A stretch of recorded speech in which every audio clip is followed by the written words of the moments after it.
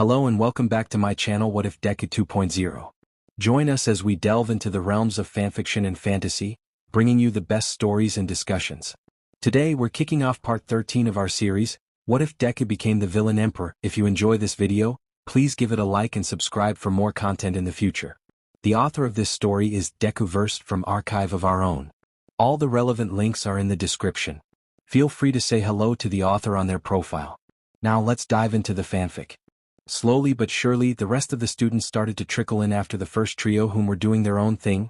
Ochako was blowing kisses to the crowd with a bright smile, Shoto was just staring at her coldly while she remained oblivious to said stare, and Katsuki was growling his loss.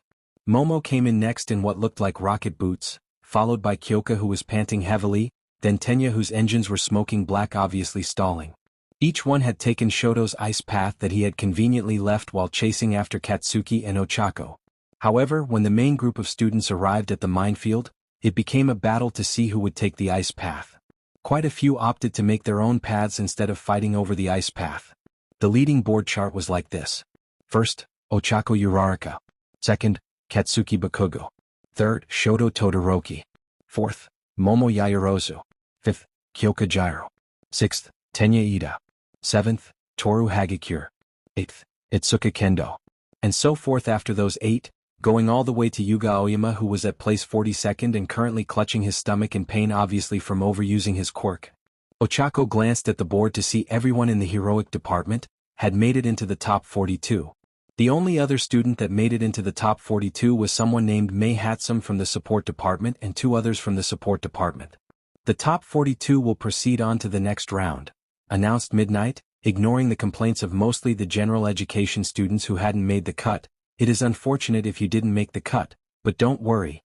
There will be a special event later on where anybody can showcase their skills to the audience that'll take place after the main event, Midnight declared while snapping her whip. While she finished that statement, she licked her lips in excitement, causing a shiver of excitement in those watching her. But now the real show will begin. The press cavalry will be all over this event, so for those participating in it, look sharp. This is your next big chance to shine, Midnight announced loudly to all to hear. Almost all the students in the top 42 looked up eagerly at another chance to shine, especially Yuga. Midnight swiped her whip back to the projection with the slots speeding through once more. Now then, on to today's heart-pounding event. I already know what it is, but the suspense is so exciting. Now what could it be? What should it be? And here it is, Midnight announced as the slot stopped moving. With the final statement, the slot landed onto the words, Cavalry Battle. URG Cavalry Battle? I'm not so good at that. Denki groaned as he face-palmed. It's not an individual event, so I wonder how that'll work. Tsuyu wondered as she put her finger to her chin in thought and croaked. Mineta was very excited for reasons pretty much known to everyone. Let me explain, continued Midnight, turning to the projection, where it changed to reveal 13 and present Mike carrying All Might on their shoulders. Snipe was also in the projection, but his whole body was hidden thanks to All Might's body, and nobody would have noticed him if it wasn't for the fact there was a small speck of brown that looked like his hat. Participants can form teams of 2 to 4 people as they wish.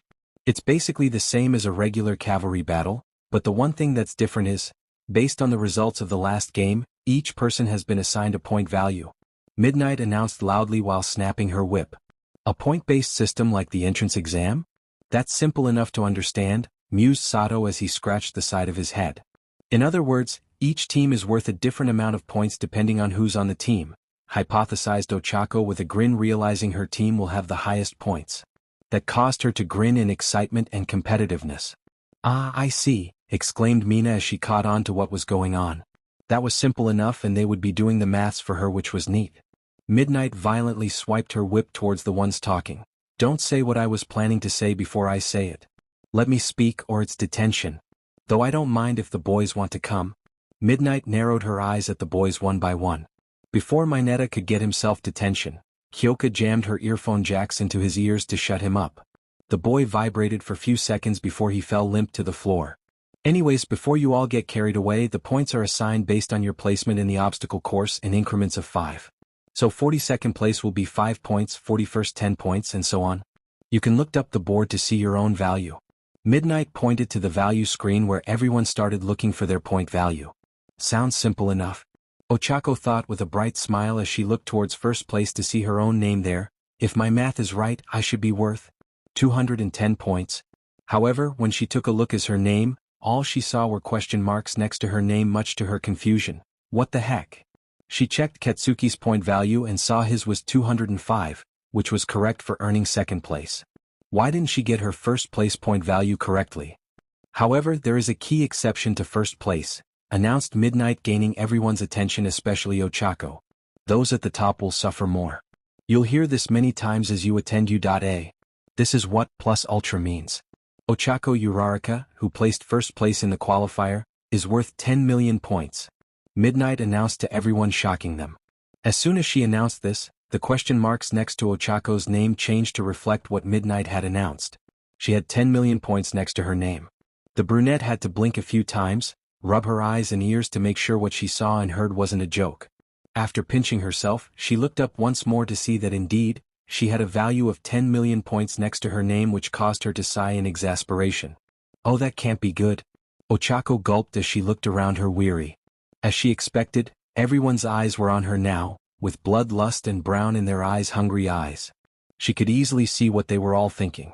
As long as you took down the first place winner of the qualifier, then no matter what your original position in the qualifier, you would be standing in the top in the end. Wait, isn't that the same crap as the hero rankings? Ugsanava Beach. That's right. Midnight smirked sadistically as she pointed her whip. It's the survival of the fittest, with a chance of those at the bottom to overthrow the top. Welp, these jackasses could try their damn hardest to beat her, but she won't go down as easily as they think she would. And with this challenge, Ochako couldn't help but give a small laugh with a grin of excitement plastered on her face. Like Bakugo had said, those without resolve would just get in the way. Then her face turned savage, her grin turned bloodthirsty, and her eyes became murderous as a pink aura of sheer competitiveness surrounded the brunette as she started taking deep, loud breaths, looking around her like a wolf in a clearing full of sheep. The competitors who saw that scary transformation and change in mood and heard the laughter started to think it wouldn't be easy as they thought.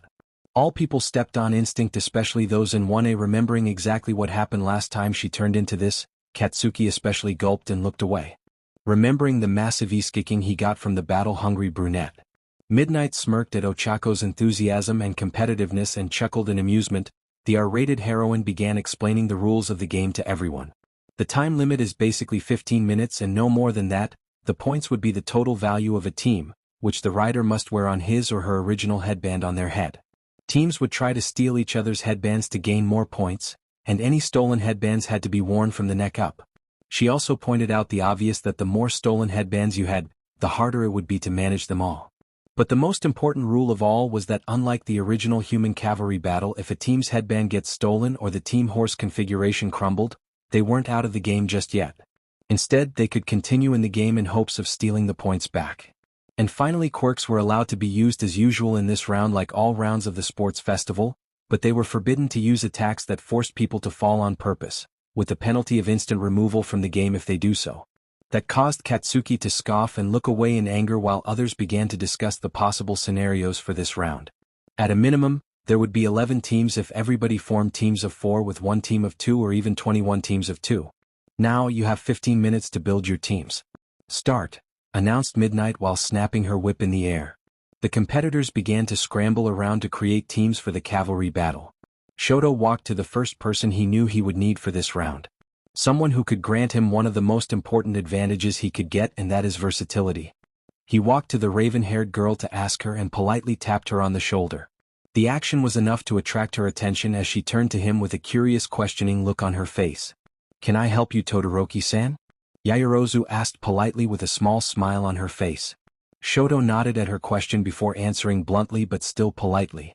"I need you in my team. You have the advantage of versatility, which is the most important thing when facing different opponents," Shoto explained calmly. He expected her to nod, accepting the offer, but instead she winced as her smile became apologetic in nature. "I'm sorry, Todoroki-san, but Uraraka asked me first and I accepted. She just left to get us more members." "I am really sorry for disappointing you," Yaoyorozu said with a formal bow. Shoto clicked his tongue before nodding his head. "It's alright, Yaoyorozu, it's very understandable. I guess it's my fault for not asking you first," Shoto said politely as he walked off. He couldn't be mad at her or even Uraraka for this. It's his fault for not asking her first, and throwing his anger at other people is something he would do, and Shoto swore to not be like him. Shoto made a very subtle tsking noise when he saw Momo walking over to Ochako, who got both Kyoka and Toru into her team, which was strange. They weren't anything that special. He had been banking on Yaoyorozu's help for this round, knowing just how versatile her quirk would be in this round.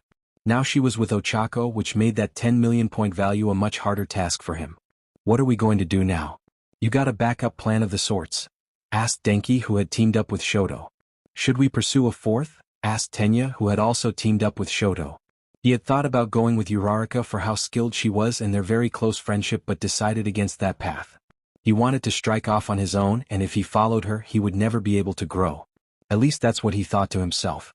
Shoto pondered for a bit before making a decision.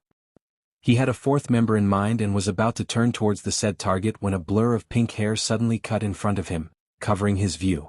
Hey, Mr. Third Place, let's team up, suggested / shouted Mei Hatsum, the only support corps student that had made it through the first round.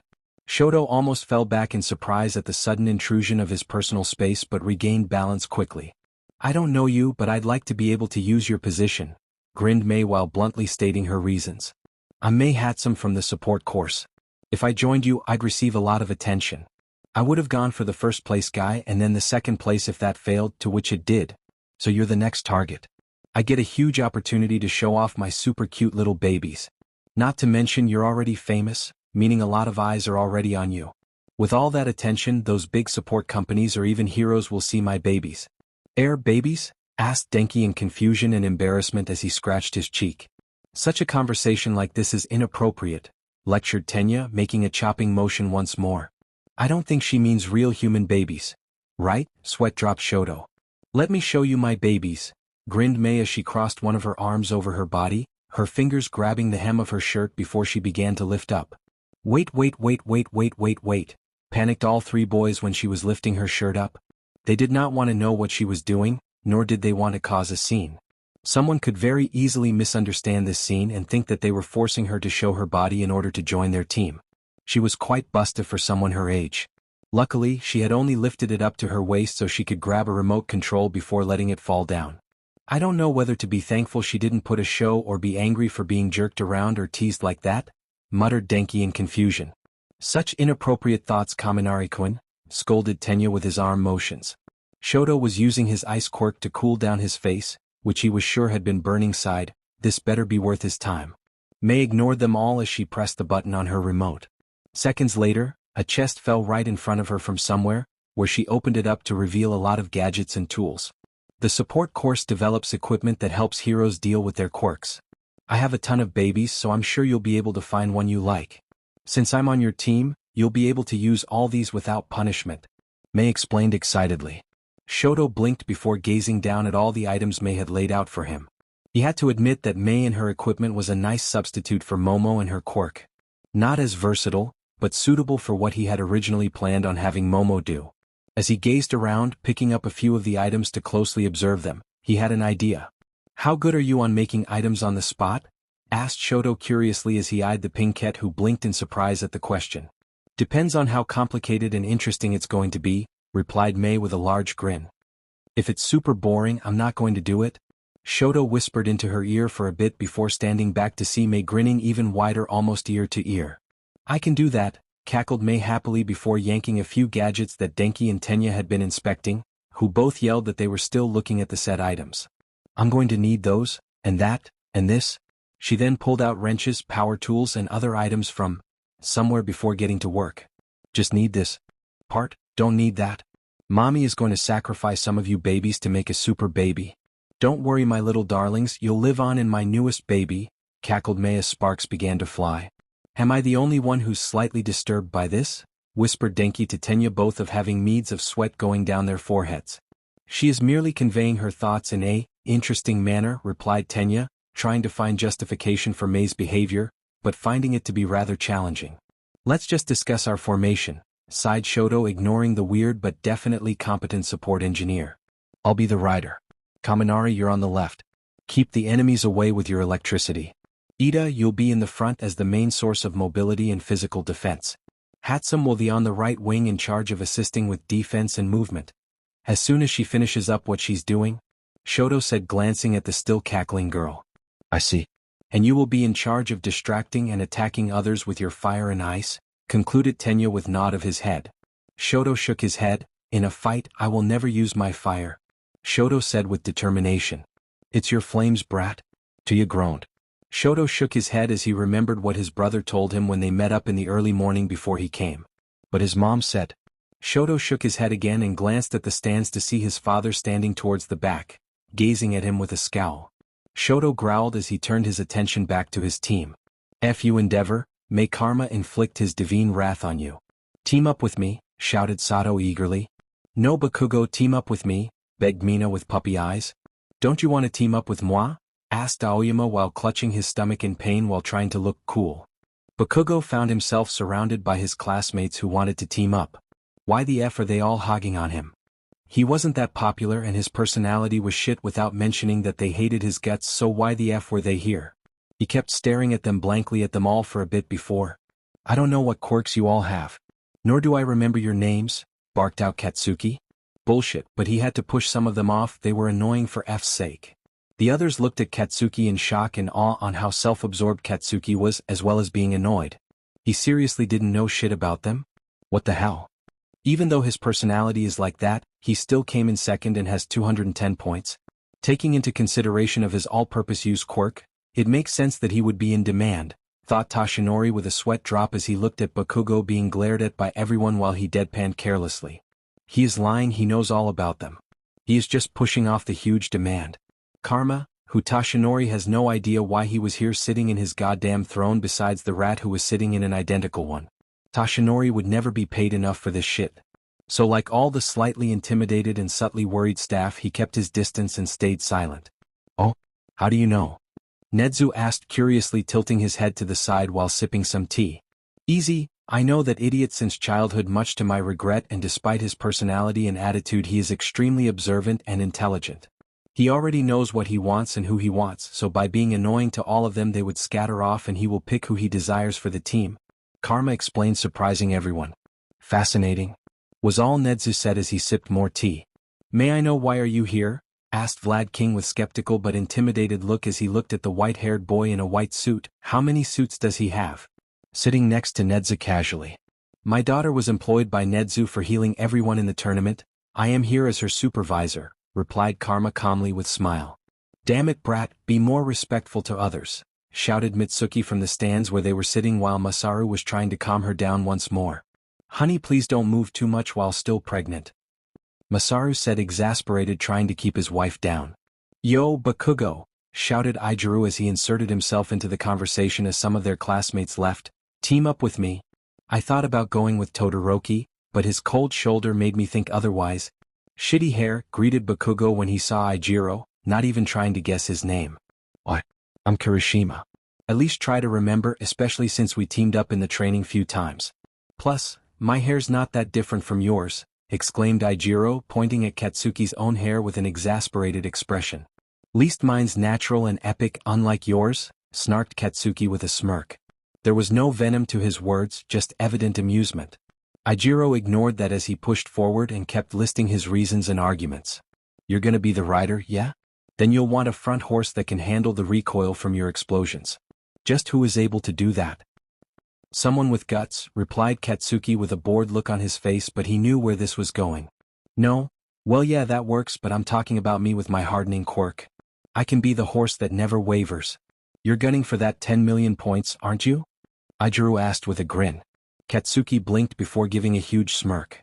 Alright, Shitty Hair, you got yourself a rider. Let's get those 10 million points. He let Shitty Hair choose the remaining members, which happened to be Raccoon Eyes and Tape for Brains, before forcing them to showcase their quirks so he could get a good idea of what they could do. Even if he technically already knew their quirks, and he knew that Ijiru would choose them since excluding the Pikachu they were his other gang members, they worked just fine with him. He would never admit it, but he is happy they were his squad because he tolerated them the most. Alright, I hope you're all ready, announced Midnight as the timer hit 0. We'll be starting soon. Present Mike was busy waking up Shota, who had taken the time to take a nap. After 15 minutes of forming teams and forming strategies, 12 cavalry teams have lined up the field, shouted Present Mike, revving the audience up. Shota gazed down at the field, taking in the teams, giving a comment. There's a lot of interesting teams out there. Now then, let out those battle cries. It's time for Udate's bloody battle, cried out Present Mike. Light up the signal fire. The formations were set up for each team, with the screen slowly going over each team, from the lowest point value to the highest. The rider's name was the overall group's team name for this event. So going from the bottom up was Pony and Tagaru in a two-man team and so forth. Then Team Todoroki with the boy as the rider, Tenya as the horseman and both Mei at the right and Denki at the left. Team Bakugo with him as the rider, Kirishima as the horseman and both Hanta at the right and Mina at the left. And finally Team Uraraka with her as the rider, Momo as the horseman with Kyoka and Toru right and left respectively. 3. Present Mike had begun the countdown. Katsuki cracked his knuckles as he glared at Ochako, his eyes shining with excitement. We're aiming for 2. One thing, said Shoto as he observed the target coldly. 1. Momo grinned widely as she began to channel physical booster through her body and prepared to run. Start, declared Midnight, snapping her whip in the air just as the horn buzzed. Just as Midnight finished her word, several teams charged at Ochako's team, their battle cries filling the air. It's basically a battle for the 10 million points, shouted Tetsu as his group charged forward. Nothing personal, Uraraka, but we're all aiming for the top. You should have expected this, intoned Fumikage, who had teamed up with Mashireo and Yuga, with Yuga as the rider. Such is the fate of the pursued. Hey Bakugo, why aren't we charging in right now? Asked Aijiro as Katsuki pulled them back from charging. Idiot think, snarled Katsuki, we go in now, there's a good chance we'll be hit with a trap. One of the only good things about Ponytail is that she knows how to plan. All this is probably already planned out. If we want to get that 10 million points, we have to strike hard and fast when they're least expecting it. Instead, we aim for the others for now. As predicted, they came rushing over, huffed Momo in amusement as she looked around with a smile. What's the plan, Ochako? Toru asked curiously, ready to do whatever it took. Both she and Kyoko were wearing skates that had omnidirectional wheels. Only one thing really to do for now, smiled Ochako. Yep. We're running away, shouted Momo as she bent her knees with Ochako using zero gravity to make her weightless along with the rest of them. Like hell we'd let you, shouted Tetsu, Juzo grunting in agreement as he activated his quirk, softening the floor around Momo in hopes of trapping her team in. However, the girl was ready for such a thing and launched herself left, dragging the team along. Ochako managed to stay on thanks to Momo creating bands that bound her legs to their hands. Both Kyoka and Toru didn't even have to move their legs, letting their wheels doing the work while Momo supplied the horsepower and movement. With that, they could focus their attention on support and watching for their blind spots. After them, shouted Tetsu as his team turned to give chase. With the others surrounding Uraraka, they were bound to have a chance. However, Momo proved too fast and mobile for any of them. With Ochako lightening their overall weight, Momo was juking left and right, changing directions at every few seconds, confusing everyone. Holy crap, how is she so fast and mobile? Shouted Tetsu as the target got further and further away. She is probably like that because Uraraka negated her gravity. Having no mass to drag makes you extremely fast and mobile. And with the entire team weightless, Yaoyorozu wouldn't even break a sweat moving them around. Fumikage grunted, trying to follow the raven. Well, look at them go. Barely 2 minutes have gone by and it's already become a free-for-all. Fights over the headbands have broken out all over the place. Ignoring the 10 million points and going for 2nd, 3rd, and 8th isn't a bad idea either, since the 4th, 5th, and 7th are with 1st place, announced Present Mike, giving his personal suggestions as the battle continued.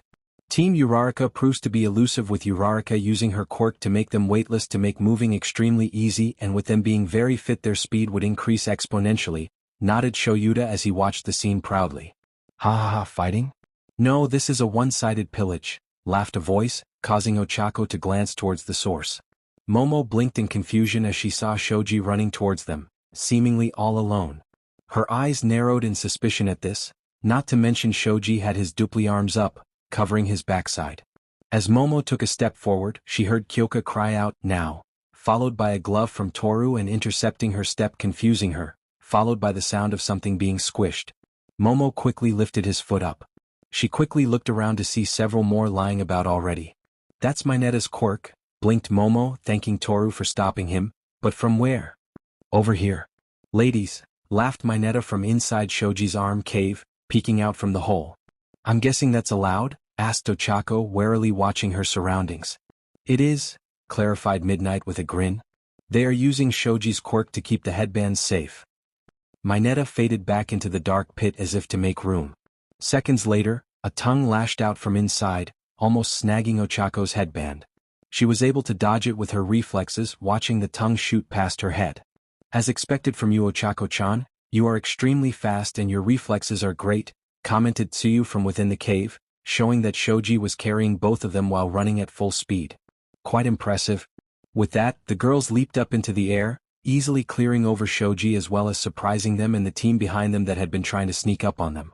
You won't escape that easily, cried out Tsuyu as her tongue extended upwards, chasing after them. Ochako noticed the tongue chasing after them, and though she could kick it away, he didn't want to risk the chance of hurting her friend's tongue. Her mind flashed through the possibilities for a bit while Momo was already making something to ease their landing. But Ochako didn't have to do anything to stop Tsuyu as Kyoka extended her earphone jacks and sent them after Tsuyu's lashing tongue. The jacks clashed with the tongue, forcing the frog girl to retract it. Good job, Kyoka-chan. And thanks. Ochako smiled warmly. Then they heard the sounds of explosions. They all looked down to see Bakugo blazing through several teams, flying through the air without his team. After taking several headbands, Hanta dragged him back to them, making his actions perfectly legal. Yo Bakugo, they're in the air. Isn't this our chance? Suggested Eijiro, peeking up with an excited grin. Idiot, they would expect that, snarked Katsuki, karate chopping Eijiro's head, causing him to yelp in pain. Not to mention they have Spiky Ponytail to protect their flanks with her quirk. Jax could also blast me out of the air with the speaker she got from Ponytail, and Cheeks could make herself weightless to not fall to the ground and make me heavy since she got that weird quirk awakening in the USJ. How is it that you know their quirks and not ours? Cried out Mina. I understand Uraraka maybe, but Yamamo and Jairu? Cheeks beat me so I bothered to remember her, while Spiky Ponytail beat in the first day and Jax has enough balls to talk back to me and snark. Katsuki snapped back. Raccoon eyes, focus on your flank, we got incoming idiots. My name is Mina Ashido, cried out Mina as she quickly used one hand to fire out some acid to stop the other team from attacking them. The girls quickly landed first, absorbing all he impact with a large air bag Momo created, letting them land swiftly. 7 minutes have gone by already, let's see how everyone's doing, announced Present Mike, flipping towards the screen to display the current rankings. Team Uraraka being first was no surprise to anyone, as they still retained the 10 million point headband. Second place was Team Bakugo, followed by Team Tetsu, then by Team Minoma. Everyone was quite surprised that Team Todoroki was trailing behind. But it's not over yet. Anything can still happen, folks, shouted Present Mike in excitement, but there's only half of the time left. Let's keep moving, suggested Toru, not wanting to be an idle target. Ochako nodded and was about to run when Team Todoroki appeared in front of them. The brunette calmly analyzed the situation and their opponents. Tenya being the front horseman for any team was to be expected. What surprised her was the fact Denki and the other girl, whom she saw her name on the board when they announced the rankings for the obstacle course, were able to keep up with Tenya's speed. When she looked down, she found the answer. Both Denki and Mei were wearing hover boots, allowing free mobility just like them. She remembered that since Mei was part of the support course, she was allowed to bring anything as long as she was the one who made the item. Those 10 million points? I'll be taking them now, Uraraka, declared Shoto proudly. Meanwhile, Mineta was in tears while Tsuyu huffed in slight anger. The reason for such reactions? Somehow, without Mineta noticing it, their headband had been stolen despite taking cover inside Shoji's arm cave. It was a good plan, so I joined the team even though it was with you, huffed Tsuyu in anger and annoyance. When did you lose your headband? I don't know, wailed Mineta like a child. But now there's nothing left to lose. Shoji full attack mode? Shoji nodded in agreement, releasing the hands that had been clasped over each other to form the cave to hide them. Now that he had no need to protect them, he could focus all his efforts in helping grab some headbands, and with 6 hands, their chances would improve drastically. He began to dash to where both Team Uraraka and Team Todoroki would be, intent on stealing all those points. They weren't the only team to do so, however. Several others charged forward, intent on taking the 10 million points. Ida, advance, Shoto nudged politely, causing Tenya to charge forward quickly. Mei, the items? Shoto requested. Mei quickly tossed a small cube that transformed into a pole for Shoto as well as several small gadgets that attached to herself, Shoto and Tenya. Kaminari, you dashed, Shoto started but was cut off by the blonde. I know, grinned Denki. Electricity started to crackle around him menacingly. The girls' eyes opened wide as they figured out what was about to happen. "Momo, make an insulation sheet to protect us now," ordered Ochako. Momo quickly created one, having already opened up her sports uniform in the front while Toru and Kyoka grabbed it and covered all four of them. "Sorry about this, ladies, but those points are just too tasty. Hope you all are guarding well, 'cause here goes." Indiscriminate shock, 1.3 million volts. Kaminari declared proudly. Lightning struck the surrounding area, shocking many of the teams who had been nearby. Denki's own team was unharmed thanks to Mei's quick invention, creating a small electrical barrier that gave them a negative charge, thus guiding the lightning around them. Momo and the others were protected by the insulation sheet she made, saving them from the shock. "There's not much time left," noted Shoto as he discarded the small gadget as it was a one-time use. "There's no going back now. Sorry about this, but just bear with it." Shoto stuck the staff into the floor, channeling his ice quirk through it before freezing everyone around his team. The girls quickly jumped back to dodge the ice in response. Then, with a quick movement, Shoto snatched several headbands from the teams surrounding him, shooting his team's overall points to second place. "Oh, what did he do?" "Todoroki managed to take care of that crowd of teams in an instant," shouted Present Mike in surprise and excitement. "He froze them while they were all still stunned by Kaminari's shock. I guess it should be expected, but he took into account how a lot of people managed to avoid his attack back at the obstacle course." Shoyuta commented. "Looks like we didn't get them," commented Mei, zooming her eyes in on Team Uraraka with her quirk. Shoto sighed as he did expect this when Momo joined their team. Mei took out a taser she had built, charged with Kaminari's quirk, and fired it at a surprised Ochako, only to have it blocked by Momo, who used her quirk to create an insulated object. "Guess we have to close in on them," suggested Denki, who was starting to have trouble functioning properly after using that attack. "It'll be a difficult battle," noted Tenya. "They won't make it easy." "We'll have to risk it," said Shoto with narrowed eyes. Tenya pushed his engines on his legs to its highest gear as he began to chase. Momo created rocket boots for herself and started blasting forward. Melissa Blesser showed Momo blueprints for said boots so she knew how to make them properly. Soon the two teams began to become a blur to the audience, their eyes trying to catch up with them. But Tenya was able to still keep up no matter what happened. The girls were wondering how his engines hasn't stalled yet considering how fast they were going. The answer was Hatsum's invention that allowed his engines to cool down and also special boots that let him take very hard turns so he couldn't be shaken off. "Damn, Eater is relentless," Kyoka growled as she looked behind her. "And the boots are losing steam too?" Momo added, causing Ochako to grunt. Suddenly, Momo had to stop as her pathway had suddenly softened and was covered with vines. One step into it would trap them all. Momo tried to run the other way only for it to be blocked by thick ice. "Ha, finally trapped you," shouted Tetsu with glee as his team appeared behind Ochako's while Shoto blocked her front.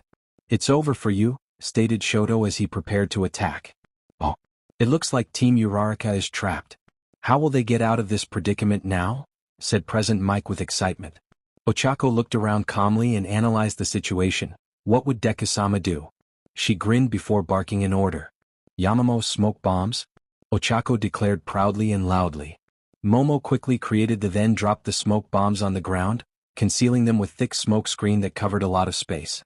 From behind, Juzo began to soften the ground once more, aiming to trap them, while Shoto from the front shot another wave ice, intending to freeze them. Both attacks went into the smoke, though nobody could tell if it had been successful. "Shiozaki, send your vines in and see if you can't grab them," suggested Tetsu, to which Ibara nodded and did so. On the other side, Mei pulled out her net gun and fired it into the smoke as it was too thick for her quick to zoom in through. "Ah, I caught something," exclaimed Ibara as she felt her vines entangle against something. "Good, reel them in," shouted an excited Tetsu. Ibara quickly did so, only for them to see that her vines had been entangled into a net. "Where did they go?" questioned Present Mike as he saw Ibara's vines tangled in a net that Mei had shot. For that to happen, it would mean Team Uraraka was not longer at the middle of the entrapment. "Eliminate the choices," sighed Shoyuta in exasperation. "If they can't go forward or backward, left or right, there are only two choices left.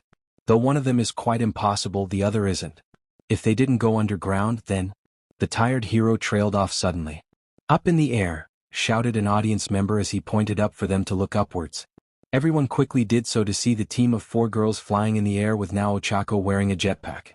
Before the attacks had landed, Momo created a jetpack and gave it to Ochako to wear so she could pull them all up. Then the brunette cancelled the gravity of the girls as Shoto's ice and Juzo's quirk clashed against each other. And they escaped the entrapment with ease, exclaimed Present Mike in amazement, and there's less than a minute left. See ya, grinned Kyoko while giving them the L sign as the girls escaped the smoke cloud before looking up at Ochako, her eyes widening in shock. Ochako, to your right, shouted Kyoka in alarm.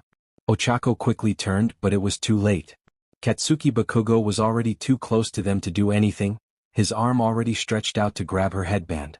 Katsuki had his team stay behind, observing the whole situation. When he saw Cheeks trapped, he knew that they would jump to escape. And so he quickly launched himself up into the air, telling Tape for Brains to catch him after he nabbed the headband. He had purposely chosen to attack from the left as Cheeks would be the most vulnerable there. Jax could protect her left, but Prism wouldn't be able to do anything and Cheeks wasn't expecting him. Perfect. Oh. And Katsuki Bakugo grabs the 10 million point headband, shouted Present Mike as Katsuki snatched the headband off. Katsuki was immediately pulled back by Hanta, who had attached his tape on him beforehand. No, shouted Shoto in anger as he activated the jetpack on his back, sending his team upwards into the air. We can't reach it in time. No, we can, claimed Tenya as he gritted his teeth. However, after this move I'll be useless afterward. But with time almost over, it'll be worth it. Todoroki used this chance to grab it. Tenya focused on his engines, revving them well over his regular limits, positioning his legs so it would achieve the maximum lift. Torque over Resipyro burst. With a huge blast from Tenya's legs, the team shot right towards Katsuki with the intent of intercepting him. I win beaches, shouted Katsuki as he was being reeled back when he noticed something odd. The headband was being pulled from his hand slightly for some reason. Oh, you shitty beach, growled Katsuki as he tried to snatch it forcefully and keep a strong grip on the headband and aimed his other hand at Shoto who was charging at them. You forgot I control everything, that I negate its gravity? All my headbands are under my command. Ochako yelled to her arch-nemesis in 1A. That moment's hesitation on whether to blast Shoto or focus on Ochako and the headband was enough for her to snatch the said headband to herself. And Team Uraraka steals the headband back, shouted Present Mike excitedly.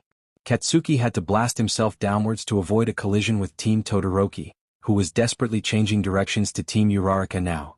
Katsuki was the same relentless bastard as he blasted himself at Ochako, recklessly hungry for headbands and his eyes only seeing brown. Shoto on the other hand left his team and was blasting forward at the brunette to desperately somehow pull the win. Ochako felt herself overwhelmed as the two reached her in the same time. Her eyes widening at the aggressiveness the two were showing as she panicked.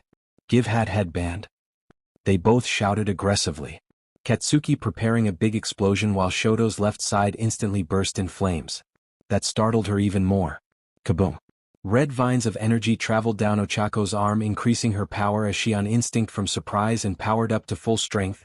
As pink lightning exploded from her body, she threw her arm in an arc, slapping both of Todoroki and Bakugo away from her, and also creating a massive shockwave that fused with Katsuki's explosion and Todoroki's flames. The resulting blast shot the three opponents backwards in the same time. Team Todoroki was sent flying away despite Shoto's ice, his use of the jetpack at maximum power, and his teammates using their hover boots created them to fight against the momentum. Shoto was able to create a few ice blocks to crash into to try to kill their momentum before making an ice slide for them to slide back down. Team Tetsu had Ibara create vines to help anchor them and block the shock wave as best as they could while being fused to the ground. Ibara created a vine shield in front of them, covering them from front to both sides. Sadly, they were unprepared for Katsuki to suddenly appearance behind them. Katsuki had quickly recovered in the air, and upon noticing that he had been flung towards them, decided to take advantage of the situation. With their views blocked, Tetsu couldn't react fast enough before Katsuki stole the headbands. Later, idiots, shouted Katsuki as Hanta pulled him back. Shoto glared up in anger as his team slid down the ice slide. All his plans, his efforts, all dashed. Every time he aimed for the trap within that trap, there was still another one waiting for them. Nothing he tried seemed to work. He wanted to show the world that he could be number one without his father's power. He wanted to endeavor to see he was worthless, just a donor and nothing more.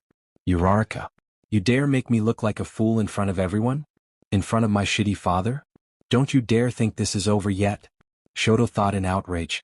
Then he remembered that he used his flames in that confrontation. Time's up, shouted Present Mike, disrupting Shoto's current thoughts. His eyes widened in shock as he realized just what he did and quickly extinguished it. I told myself I would never use his powers in a battle, growled Shoto, a pledge that I made to myself. And yet, when driven to a corner, I resorted to using it. I can't. I won't let this go on. Otherwise, I'll be doing what my shitty man wants. He looked back to where his old man was just to see him scowling. Shoto scowled as he turned around to leave. There was no way he would ever use his power. Everyone in the stadium were shocked by what happened as the pink lightning crackled around the brunette for several more seconds before it disappeared. Her expression as shocked and dumbfounded as everyone else around her. She used her power? Her lord told her to not show it? And she messed up. In the teacher's side, Deku just sighed amusement seeing Ochako use her powers that he granted her. He doesn't blame her though. Bakugo and Todoroki caught her off guard, and even he was surprised by the boy unleashing his flames, and he taught her to use every tool in her belt to win. So she was doing what he told her. He can't get mad for that, can he? You have very interesting students, Nedza-san. And seems the stress just got Uraraka-san over there some very unique quirk awakening. Her quirk basically uses telekinetic energy to let her cancel gravity of things and manipulate them after the canceling. And she can increase the gravity of things too. Deku explained casually, amusement evident in his tone. Everyone in the room were listening intently. But now seems a moment of stress let her subconsciously use the same energy to give her a power-up and increase her physical strength many times over. Fascinating to say the least. Deku smiled wider. Well, he got a clean up after his admirers, right? She was doing her best for him after all, so better help her. Fascinating indeed. I guess we will have to give her some quirk counseling sessions after this. Nedza mused loudly. That would be for the best. Deku shrugged. Hopefully this slip-up wouldn't cause too much trouble. In the teacher's side, Deku sighed in amusement seeing Ochako use her powers that he granted her. He wasn't mad, and he doesn't blame her either. Bakugo and Todoroki caught her off guard, and even he was surprised by the dual-haired boy unleashing his flames. Deku taught her to use every tool in her belt to win. So she was doing what he told her. He can't get mad for that, can he? It would be illogical and very stupid without mentioning unfair for her part. You have very interesting students, Nedza-san. And it seems the stress and shock just got Uraraka-san over there some very unique quirk awakening. Her quirk basically uses telekinetic energy to let her cancel gravity of things and manipulate them telekinetically after the canceling of said gravity. And she can increase the gravity of things too, from what I know. All that by channeling the energy through the pink pads of her fingers. Deku explained zero gravity casually, amusement evident in his tone as he skillfully lied or gave partial truth. After all, the best of lies are the ones that had the seeds of truth in him. Everyone in the room were listening intently as they hung on his every word. They know that when it comes to quirks, breaking them down was his speciality, so better listen to him. But now, it seems a moment of stress and the feeling of being cornered along with the stakes of loss let her subconsciously use the same energy and channel it around her body, specifically her arm, to give her a power-up and increase her physical strength many times over. That was easily the Detroit Smash, for crying out loud. Fascinating to say the least. Deku smiled wider. He loved talking about quirks. It was his passion and the thing he knew the most. And well, he also got a clean up after one of his admirers, right? She was doing her best for him after all, so better help her when needed. That's what a leader was for after all. Fascinating indeed. Nedzu nodded his head in agreement with Karma. After all, the villain was unarguably the best when it comes to breaking down quirks from first glance, and he also seems to have gained info on the students for the USJ, so it's not showing that he already has theories for possible quirk awakenings each could experience. It also made the principal very salty that such a talent didn't find its way to U.A but instead turned to villainy. But he couldn't blame the boy, could he? That was his dream, but those inferior fools like the tyrant and the witch were the ones to push him where he was today. Heck, even All for One did a better job with the child than what others did. And that unfortunately said something. I guess we will have to give her some quirk counseling sessions after this. Nedza mused loudly, causing the teachers to nod in agreement, and Hound Dog barked in acceptance of the new task. That would be for the best. Deku shrugged and nodded at the suggestion. Hopefully this slip-up wouldn't cause too much trouble. But better get rid of a problem that has been bugging him. Although I am happy that she wouldn't somehow develop another super strength quirk on top of the current one, it could potentially break her body apart if not outright explode it. Deku added jokingly, but the Nedza got the hint if the subtle flinch was anything to go by. In the back, Deku could see All Might going pale in horror. Time for the final nail in the coffin. Neither is the girls in her team. Their bodies aren't strong to handle enhancer quirks, so better have awakenings in people who has natural large built and physical strength. He finished. Nedza got the hint for All Might. Good, Sir Knight, I will be very happy later. So let's go over the rankings right away, announced Present Mike with his loud booming voice which would make you wonder why on earth would he be given a mic, and as usual his loud voice is annoying Shoyuta. In first place, keeping their 10 million point headband, is Team Uraraka. They managed to persevere through the whole battle while everyone had them as their targets. The crowd cheered as Ochako got down from Momo's shoulders clutching her definitely broken arm. Her power at first was 5% but the training with Deku-sama and her besties along with her extra quirks fusing with stockpile charged her power to 25%. We did it, cheered Toru and Kyoka together while Ochako smiled in pain. We're in first. Even though we won, it feels like we were skating on thin ice, sighed Momo in relief. It's all thanks to Ochako-chan, her quirk, her quick thinking and strength, complimented Toru with a big smile looking at Ochako cheerfully. Oh no, everyone had a hand in this. Momo-chan helped massively with her creations and was the one pushing us and you two always had my back. Ochako said quickly while blushing furiously, waving her left hand in front of her bashfully. Don't be damn foolish, Oka.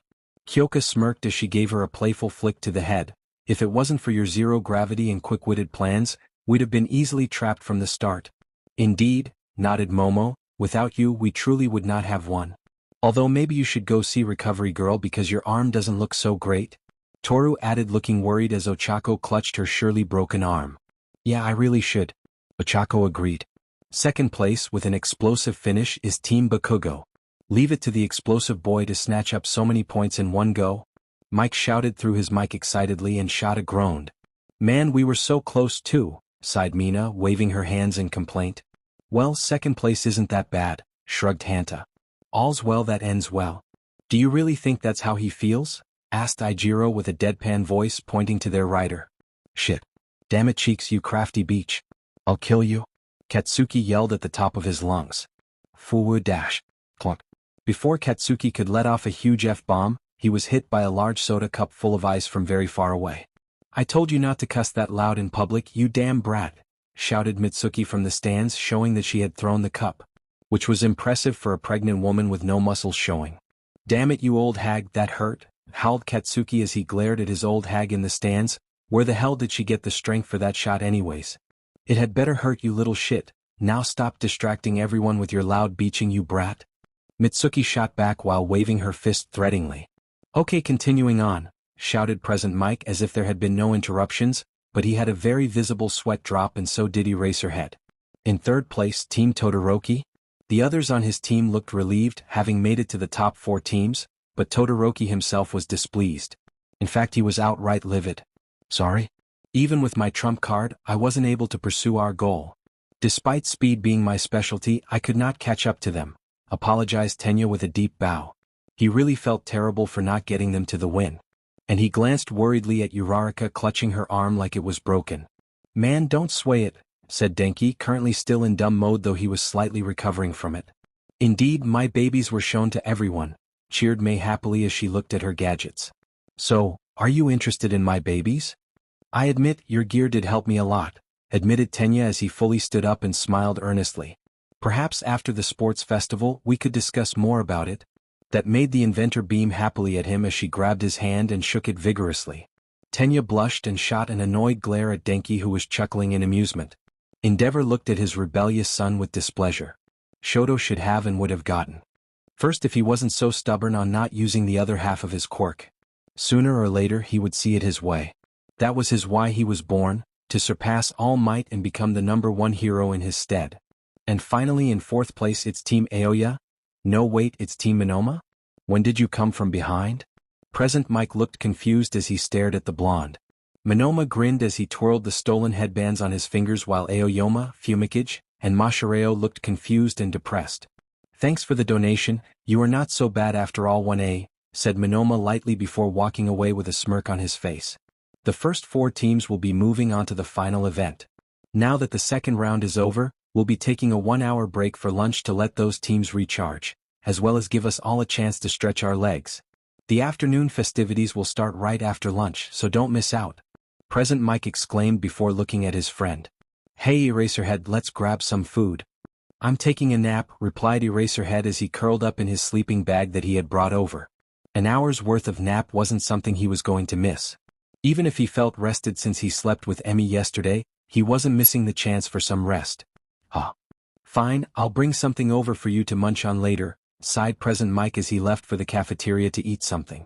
Tsuyu huffed away from Mineta, a little peeved on losing but still congratulated Mina on earning a spot in the finals.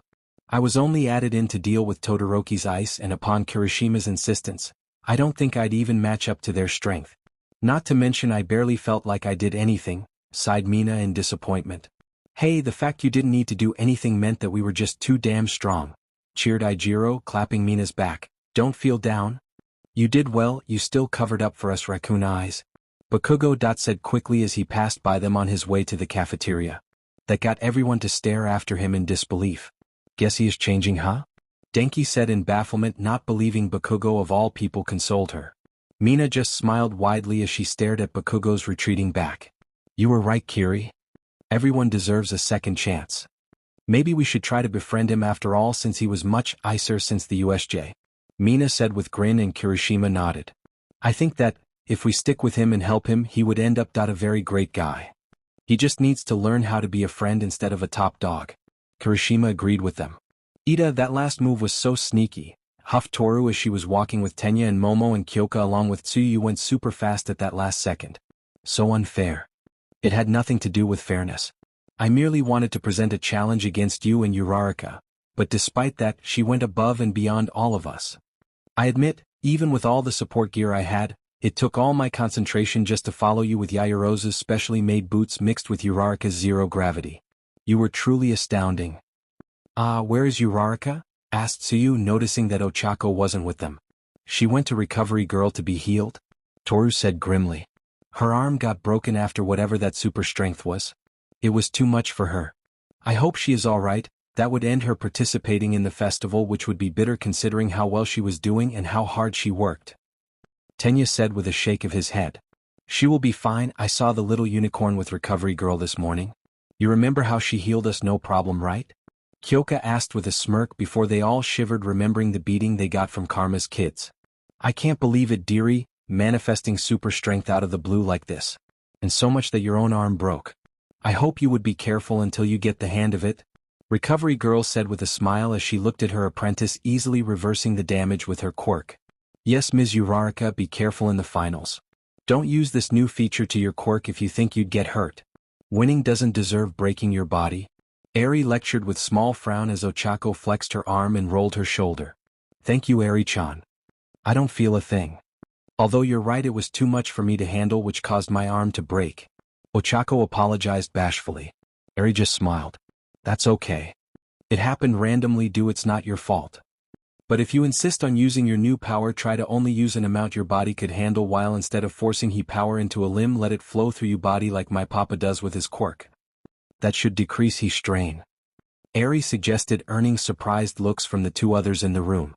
Well, that would definitely make it easier to use it now. Ochako mused loudly as she smiled at Eri. Thank you, Eri-chan. You saved me the trouble of many hours of quirk studying. Ochako said as she stood and exited just to find Todoroki waiting for her. Can we speak? Privately? He requested politely but coldly. That got Ochako to narrow her eyes at him. Fine if you insist, she said with a frown. As the two left, Recovery Girl smiled at Eri and patted her head gently. Good job, dearie, you will be an amazing hero when you grow up. You are already doing a good job. Recovery Girl praised with grandma-like smile, and Eri beamed. Thank you, Grandma Chio. Eri said with smile before frowning.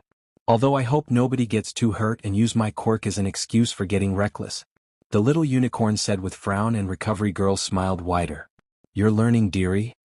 Recovery Girl said happily, relieved her apprentice was getting the point. At a side entrance labeled for staff only, Ochako was staring at Shoto, who had wanted to speak to her in private. What did he want? She's yet to find out. So, you wanted to say something? What do you want? Asked Oxco, tilting her head to the side with a frown, looking at Todoroki expectingly. If we don't hurry up, the cafeteria will be full and I'm hungry more than you think. Silence reigned in between them, the tension slowly becoming suffocating. Ochako gave him exactly 10 more seconds before deciding to just walk away. As she took the first step away though, it was then that Shoto finally responded to the question. I was overpowered. So much that I broke my pledge. The boy started earning the brunette's attention. Ochako raised a skeptical eyebrow as she looked down at Shoto's left side. More specifically, his left hand that had been filled with flames earlier. She did wonder why Shoto never chose to use those flames. If he did, then the challenges would have been much harder. But knowing his piece of shit of a father and from what Tuya told them, he probably don't use them to spite him. Your strength. Whether or not the others felt it, I did. And I resorted to using something I swore I would never use in battle. That power? It feels similar to the same power All Might radiates. Add the fact that he has his eyes on you for sure. Uraraka, are you? Shit, that's not good. Did he somehow figure out one for all and all for one and that Deku-sama gave me a similar power? Thought Ochako in panic that would exploit her as a spy. And maybe her friends too. Are you All Might's secret love child or something? Asked Shoto looking at her curiously. Whatever Ochako Uraraka was expecting, it certainly wasn't that. The brunette had to blink several times after that accusation. She began trying to see why Shoto would see it that way before understanding just how he came to that conclusion, then she burst into laughter. Shoto's forehead grew a tick mark at this, as he glared at the laughing girl with irritation. Are you going to answer the damn question? Ochako managed to push down her laughter, and wiping her eyes from theft tears, then calmly replied. Sorry. The answer is no. My parents died in a villain and hero fight around a year ago and sorry to break it to you but your flaming garbage of donor was the one to get them killed, burned beyond recognition. As for All Might, we look nothing alike. That's not how it is. Ochako explained with a shrug. I am so sorry for that. I know my bastard father is not very careful but… Shoto didn't know what to say. It's fine. Ochako waved him off with smile. You didn't kill them, it's your worthless old man. It would be dumb of me to hate you for the sins of your donor. But at least I gave you another reason to hate Kid Guts because I doubt he would be winning that Father of the Year prize anytime soon. Shoto smiled at insult thrown at his donor and pushed forward. Anyways, you said that's not how it is. That means there is a connection between you and All Might. Something that you can't talk about? Ochako shook her head in denial at this while also shocked that Shoto caught on to this so easily. Due to the fact that Shoto was so quiet and barely talked with anyone else in the class, it was easy to forget how perceptive he was. Ochako mentally noted to put in Shoto's perception level in her report for tonight. Shoto, sensing that Ochako was telling him he was wrong, decided to forge ahead to his original topic. He wasn't interested in getting to her business. Endeavor's my old man. As you already know, he's been stuck as the number 2 hero for forever. If you have something from the number 1, then there's more reason for me to defeat you. Shoto slowly raised his eyes to stare deep into Ochako's own eyes. My old man has a strong desire to rise in the world. As a hero, he won a name for himself with crushing force. But because of that, the living legend All Might is a great eyesore for him. But no matter what he did, he couldn't beat All Might in power, popularity, or anything else. So he decided to use a different plan to surpass All Might. Another plan? I'm a bit confused about what you're trying to explain to me, Todoroki. What are you trying to tell me? Asked Ochako in mock confusion now. Well, she knew. Dabi told them an Endeavor could rot in the deepest pits of hell for all she cared. You've heard of quirk marriages, correct? Shoto asked calmly but bitterly. Her flinch told Shoto everything as he continued on explaining quirk marriages, and how Endeavor used his wealth and influence to win over the relatives of Shoto's mother before taking hold of her quirk. Endeavor was trying to live his dream of surpassing All Might by living through his son, raising him to be the one to beat All Might.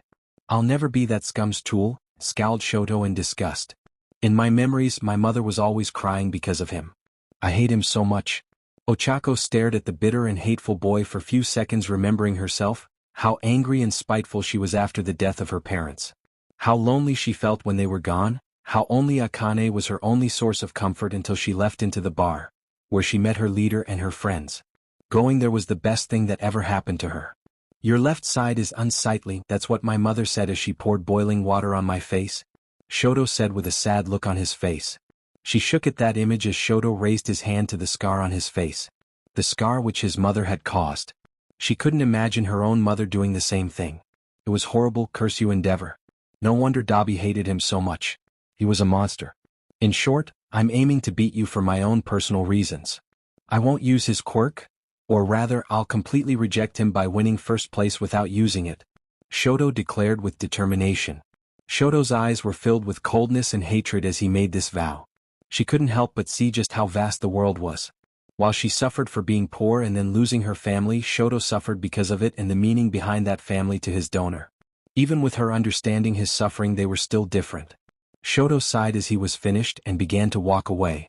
I don't care if you can't tell me how you are connected to All Might. No matter what you are to him, I will rise above you with only my right side. Sorry for wasting your time, but I just wanted to get that point across. I'll be in the finals and the winner of it by the end of this tournament, Shoto declared as he walked off. Shoto had taken only a few steps before she stopped him. Hold it, she said sternly, causing him to freeze in place. Shoto turned around to see what she wanted, seeing her locks of hair covering her brown eyes. However, when she raised them, Shoto saw burning confidence in those eyes with anger. I have always been supported by others. Ochako started with scowl. I am here because of everyone that supported me. I want to make the world a better place, get rid of the selfish scum that roam the streets as heroes. And in order to do that, I have to be strong enough to become the strongest of them. My motivation may seem unimportant to yours, but it pushes me forward nonetheless. I'll echo your sentiment, Todoroki. I can't lose either.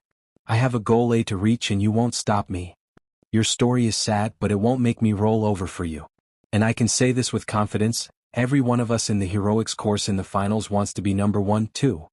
Sure, most of us don't have such a sad background as yours, but none of us will let you win that easily. Don't get cocky in thinking you'll be in the finals automatically, otherwise you'll stumble over others and they'll use you as a stepping stone. I plan to face every opponent I have to meet with everything I have. As she made his speech, she couldn't help but think about how Deku-sama told her to shine and get the first place for his bigger plan, and she was determined to do just that. Shoto took a slight step back at this declaration before giving Ochako a nod and walked away. Oh, and one more thing. Shoto stopped but didn't turn back. If you are willing to risk the lives of others just to spite your father, then better drop out altogether instead of getting others hurt like him. Todoroki stayed silent for a few seconds, then started walking away, disappearing from view. She stood there for a few seconds before taking a deep breath. You can come out now, Bakugo. I can hear you even if you're hiding. Katsuki winced as he slowly stepped out of the corner he had been hiding. He had been curious at what Icy Hot wanted and peeved that the idiot didn't even view him as a threat. How Cheeks had heard him, though, was a question that was at the forefront of his mind. I lived in an orphanage and then the streets before I was adopted. My senses are sharper than you could possibly imagine, Bakugo. She answered as if reading his mind, which startled him greatly. I heard the scuffle of your shoes while it was silent between me and Todoroki. When Todoroki declared that he would defeat me and be number one, you let out small crackles of explosions. Though Todoroki didn't notice. I don't think it needs to be said, but whatever he said stays between us until he wants to let others know. Ochako narrowed her eyes threateningly at the bomber. Katsuki slowly nodded as he closed his eyes. He couldn't imagine his mother doing such a thing either. Sure, the old hag was annoying and tended to smack him around, but she would never say such a thing or leave such a scar. Sure, she punted him through the couch sometimes, but both knew he could easily handle that. It made him realize just how lucky he was with his family. He thought of what All Might told him about meddling where you shouldn't and sighed. Looks like he needs to help that a-hole now. The two quickly left for the cafeteria to get some food in their stomach. They would need the energy for the next event. And now that lunch is over, it's finally time to reveal the last game, shouted Present Mike to the ever-growing excited audience, tossing a bag of chips, jelly fruit drink, and a bottle of water to the napping Shoyuta, who grunted in annoyance at being woken up. But before that, there's good news for all of you who didn't make it to the finals. This is a sports festival, so we've prepared recreational games that everyone can participate in. We've even brought real cheerleaders all the way from America to liven things up, Mike exclaimed loudly. As the freshmen entered the stage, Tetsu was chatting with Juzo before raising a question. Hey, where are Kendo and the rest of the girls? In fact, where are all the girls in the hero course? Juzo shrugged, remembering Kozai had told Itsuka something during lunch, before stopping and gaping at one of the entrances. Tetsu traced his gaze before taking on the same expression as him, as did the audience when they noticed the peculiar sight in front of them. What are they doing? Shoyuta asked lazily. What the hell? Shouted Vlad from the stands. Standing all together was the girls of 1A and 1B, all dressed up in the orange cheerleader uniforms that accentuated their curves and assets to varying degrees, showing they were blossoming into beautiful women, with some more than others. Even the conservative eyebrow was wearing the uniform, showing her midriff and thighs that she would usually avoid doing. Add the fact they all trained their body to become heroes, All of their bodies were something to be jealous of, especially those who had hit puberty earlier than others. What's the matter? What kind of fan service is that? Questioned Present Mike, though not saying no the sight either. It didn't take long for the girls to figure out that they had been tricked, and turned their gazes to the perpetrators. Mineta. You tricked us, didn't you? Shouted Momo angrily, waving her fist threateningly at the short boy in anger. What the hell, Tsuburaba? You lied to me about that, didn't you? Growled Itsuka in anger as her eyes narrowed. The girls' gazes turned to them two boys who were grinning to each other in the background, giving each other a thumbs up. Monoma wisely decided it was a good idea to step a little further away from Kozai while looking the other way. Indeed, during lunchtime, Mineta had told the Momo that the girls were to wear cheerleader uniforms since there was a cheer battle after lunch. Itsuka, who had been next to their table, had begun to interrogate Mineta on who gave such an order when Tsuburaba swooped in, telling her that their teacher had told them about it just now, and made a convincing tale out of it, with Mineta nodding in agreement. Why am I always caught up in Mineta's schemes? Bemoaned Momo as she fell to her knees and started weeping in despair. I even used my quirk creation to make these uniforms. Ochako and Toru patted her back in an attempt to comfort her from this. In the teacher's part of the stadium, Deku was trying his best to keep his temper in check and not go crusade the tortured yet still breathing two boys along with their families just to throw a bounty to wipe out both of their bloodlines from Earth. But he will admit that the girls were very attractive though. To think that we would be tricked to wear such sinful clothing. Ibra said as she quickly used her vines to cover her midriff. I must pray. Ma, it's not that bad. Setsuna chuckled in amusement. Brings out certain assets for sure. This is so dumb. Jiru scowled as she threw her palms to the ground and shot the two perverts a glare. I'm so embarrassed, squeaked Kinoko as she hid herself behind Reiko. Well, there's still time before the finals and it'd be a pain if things got tense, reasoned Toru with a smile. It's fine. Let's do this. Huh? Asked Kyoka and Kinoko, stupefied at this.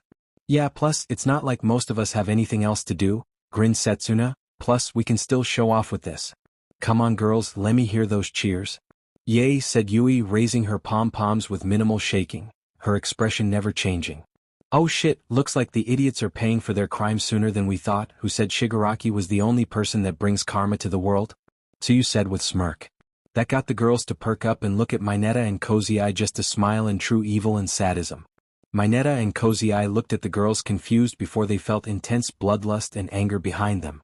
They slowly and robotically turned around to see one Katsuki Bakugo smiling at them darkly with his hands popping threateningly. You know, idiots. Bakugo began as the two realized they were coming entered with nowhere to run. I have a sister on the way, so thanks for letting me practice hunting down perverted idiots that prey on girls just for being hot. Katsuki grinned darkly. Any last words though? Mercy? Mineta tried weakly as he shook like a leaf in the wind with Kozai nodding quickly. Bakugo just tilted his head though in confusion. Never heard of it. The beating and explosions and screams were enough to make the girls at least respect Bakugo slightly for not letting air misery go unpunished. Few minutes later. Alright everyone. Let's have fun competing in the recreational games, announced Present Mike with Shota sighing in exhaustion. And when that's over, 16 from the 4 teams that made it to the finals will duke it out in an elimination tournament style, one-on-one. The participants looked excited to fight it out on a big stage before Midnight called up all the participants to draw lots. The tournament would commence right after the recreational games. We'll go with the first place team and take off from there, explained Midnight as she held up a box containing paper slips with numbers. Team Uraraka, please come up first. It will be followed by Team Bakugo, then Team Todoroki and finally Team Monoma. The teams quickly formed a line parallel to Midnight as she had been speaking. Ochako, Toru and Momo let Kyoka draw first, seeing that she was the one who was the most excited out of all of them. Kyoka put her hand into the box, shuffled around a little before drawing out a slip of paper with a curious expression. I have 3. Kyoka said as she handed the slip to Midnight, who quickly wrote it down. I drew 7, said Momo. 11 for me, said Toru, giving a peace sign before skipping back to the group. I have 9, said Ochako as she grabbed one at random. I got number 1. Say goodbye to your asses because I'm winning this damn tournament, howled Katsuki as he drew his lot. A shoe promptly hit him in the head, courtesy of Mitsuki once more. That caused the girls to burst in laughter from both classes as he scowled and stomped down to his place. 6 for me, said Mina as she jumped for joy. 16 Look like I'll be fighting last, hummed Hanta. 12? I think I'm fighting one of Uraraka's teammates, oh Hagakure. This should be fun, mused Ijiro, taking a peek at who he remembered had said was 11 who is Toru. Well, hopefully it'll be a manly fight.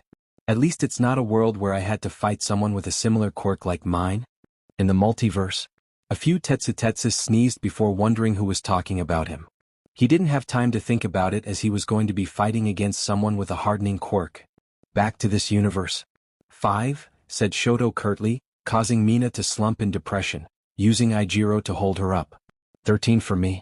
Better watch out because I'll put a shock to your system, laughed Denki. Me and my babies have 14, grinned Mei. Oh, I'll have so much more time to invent new stuff and go over my sales pitch.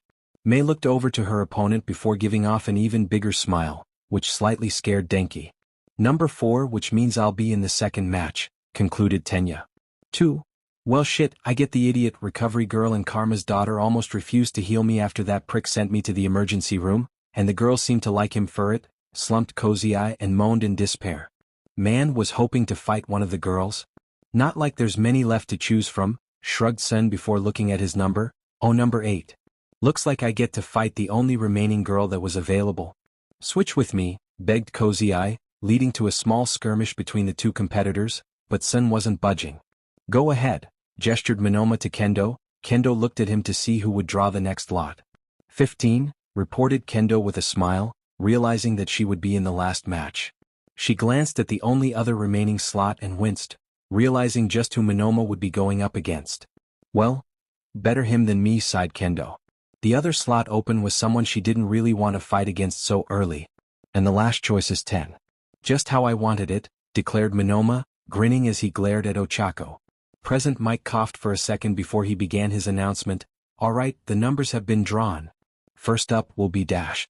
It's a waste of time if you announce them all and completely illogical. Just look at the Jumbotron to see the matchups, interrupted Shoyuta, not wanting to deal with this. Fine, but I get to do commentaries and intros, pouted Present Mike as the Jumbotron displayed the brackets. First match, Katsuki Bakugo vs Cozy Eye Tsuburaba. Second match, Kyoka Jirovs. Tenya Ida. Third match, Shoto Todoroki vs Mina Ashido. Fourth match, Momo Yaoyorozu vs Sun Kaibara. Fifth match, Ochako Uraraka vs Nito Monoma. Sixth match, Toru Hagakure vs Ijiro Kirishima. Seventh match, Denki Kaminari vs Mei Hatsum. Eighth match, Itsuka Kendo vs Hantashiro. All right, let's leave the tournament aside for a momentary interlude, announced Present Mike. Let's have fun with recreation. As most of the students weren't a part of the finals, they chose to participate in the recreational activities, as it would allow them to showcase their abilities in hopes of impressing the pro heroes and hopefully get scouted early. Many of those in the finals chose to not participate, instead opting to rest, prepare, polish their strategies, sharpen their senses, or relax their nerves. Ochako and the others of her class had chosen to head back to the resting area when they passed by Katsuki, who was walking with Ijiro, Mina, Denki and Hanta. Hey cheeks, you better make it to the finals, growled Katsuki with a savage grin as he and his group passed by them. I'll be waiting there to kick your ass. I still need revenge for the battle trials we had at the start of the year. Don't trip on your way, Bakugo, Ochako said with a smirk as she gave him the L sign. Pisich, I won't, I have delicate steps to land after my explosions, shot back Katsuki. See ya, Minimite? That got the girls to almost trip as they glanced at the retrieving Katsuki, who gave them a shit-eating grin. Cheeky, he did it on purpose. Cheeky, you did it on purpose. Denki snickered as the Ochako and her friends shot him a death glare. But you have to admit that new super strength was really something. It was almost the Detroit Smash. But weaker. Hanta mused loudly and Kirishima nodded. Yeah, it was so manly. And to think she was already scary with zero gravity. Now she is a real beast. Ijiro said, crossing his arms with smile. Katsuki scoffed at that. Whatever it is, I will still pull the win and make it to the finals. Then when I win I will be number 1. Katsuki said with his hands in his pockets. You do realize that she kicked Yura's without the new super strength, right? So what do you think will happen with it? Denki asked teasingly with a smirk, and everyone started to laugh. The bomber started yelling at them as they laughed at Denki's snarky comment, but on the inside he was genuinely smiling. There was no malice to their laughter, just a good old friendly bickering. Maybe, just maybe, if he had that type of friends while growing up he wouldn't have been such a stupid. Meanwhile Shoto was gazing at the screen, noticing that to fight Ochako he would need to make it to the finals. This was perfect for him. The opportunity to defeat the brunette with his mother's power alone and not have to worry about any matches afterward. Everyone would be paying attention to the final match, and he would deny his father completely and become the strongest. Toru, Kyoka, Momo, and Ochako decided to join in on cheering for the others in the recreational games to calm their nerves. And hopefully Deku was watching them and enjoying what he was seeing. "Give me a U," shouted Toru. "Give me an A," shouted Setsuna. The two girls were having fun leading the other girls in the cheer. The only girl not to join in the fun was Ibra, who opted to change back to her PE uniform when it became clear that she no longer needed to wear the cheerleader uniform. But that was fine, the other girls wouldn't judge her for it. Everyone were free to do whatever they wanted. If she wasn't comfortable with cheering, then it was more than fine with them. Time passed by quickly for them all, and soon, it was time to start the tournament. "Okay, it's pretty much done," reported Cementos as he used his quirk to manipulate the wet cement pouring into the arena, constructing the fighting stage for the tournament that would have taken regular people several days in mere minutes, proving why he was such a vital worker in Udare, saving both money and manpower. "Thank you, Cementos," cheered Present Mike before turning to the mic in the audience. "Hey guys, are you ready?" The audience's noise level grew as they cheered back in excitement. 4 pillars of flames burst open in each corner of the stage, as if responding to their calls.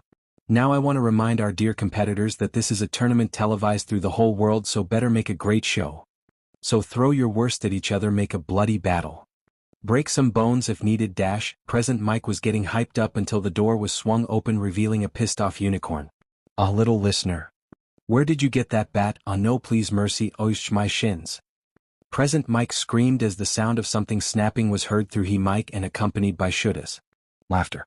There was tapping on the mic for a bit before a young voice spoke up. "Hello. My name is Eri and I am a healing assistant with Recovery Girl.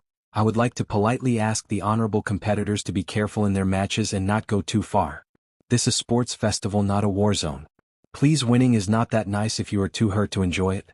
And as the saying goes, pride comes before the fall, so try your hardest and go above and beyond, plus ultra style, but not too much that you break yourselves." There was few seconds of dead silence. "Thank you," Eri finished before leaving the commentator's box. There was a huge roar of applause at the little unicorn's speech as some watchers even started cheering and whistling. Deku was on the verge of tears, much to the bafflement of the other teachers, while Nedzu politely handed him some tissue. "She grows up so fast," Deku said with a wobbly smile. "She broke a pro hero's shins before making speech to the whole nation and didn't once stutter. Indeed, I would say for sure that Recovery Girl is crying in pride right now," Nedzu said, amused. In the back, the teachers were laughing quietly, realizing that Mike got his shins broken by a kid. They will never let him live that down. After Present Mike regained his composure and stopped tearing up at he beating in the same time Shoyuta stopped cackling at his microphone, they went back to being professional. As Present Mike began to explain the tournament and hyping up the crowd, Ochako was sitting with her classmates in their own personal booth. Kyoko was waiting in the resting room for her own fight, as was Momo, who decided to accompany her as well as prepare herself in the same time.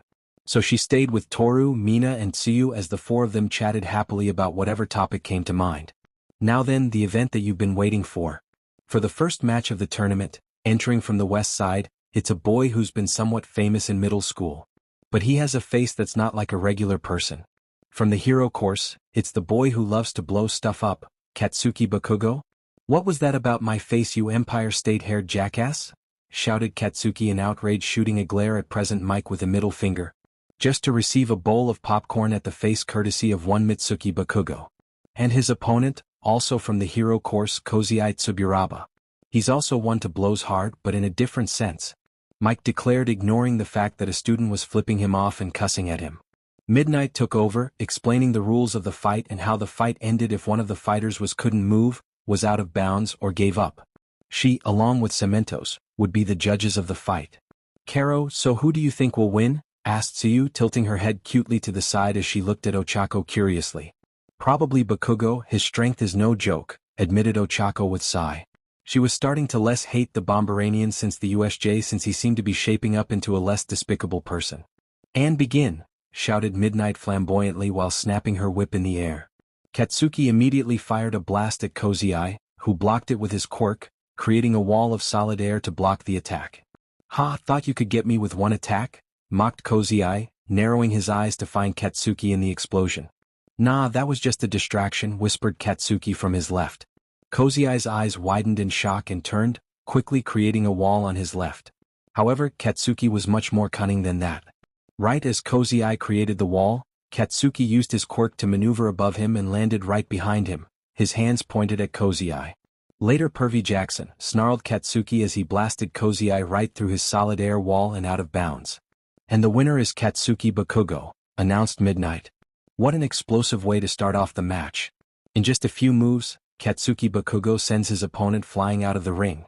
But let's not delay, we'll get the second match on its way. Mike shouted into his microphone and Shoyuta glared at him for how loud he was. Katsuki, in an amazing and shocking show of sportsmanship, went and helped Tsuburaba up to his feet, gaining some cheers from people. He nodded his head at his lost opponent, then stomped out of the ring to head to his seat, but paused as he turned to glare at Shoto once more. Ochako nodded in reply at the challenge, allowing Katsuki to turn back to the exit. Pervy Jackson? Really, man? Kozai shouted after the smirking Katsuki. That got the girls Kozai tricked to burst in laughter and start chanting the new nickname. Why me? Kozai exclaimed with anime tears pouring out of his eyes. And here's the second match. In one corner we have Tenya Ida, who's the youngest of the Ida family. I'm sure you've all heard of the Ida family and their heroics. Going against him is one whom I'm personally supporting, the young Kyoka Jairu. Mike exclaimed, and Shoyuta shoot a glare at him and smack him on the head. No favoritism, you idiot. Shoyuta scolded with huff. Good luck, greeted Tenya as he prepared himself, revving up his engines. You too, but I'm going to win this, grinned Kyoka lazily as she stood right before the line. As soon as Midnight began the match, Tenya rushed towards Kyoka with all his speed, intent on grabbing her and pushing her out. He was going at full speed by the time he reached the bored girl who looked she was on the verge of sleeping. Something was wrong, but he never got the chance to know what. The punk rocker stepped to the side as Ida was in reach and stuck out her foot in his way to trip. Ida's eyes widened in horror, but it was too late. He was going on full speed and he couldn't stop as he tripped on the girl's foot and fell out of bounds.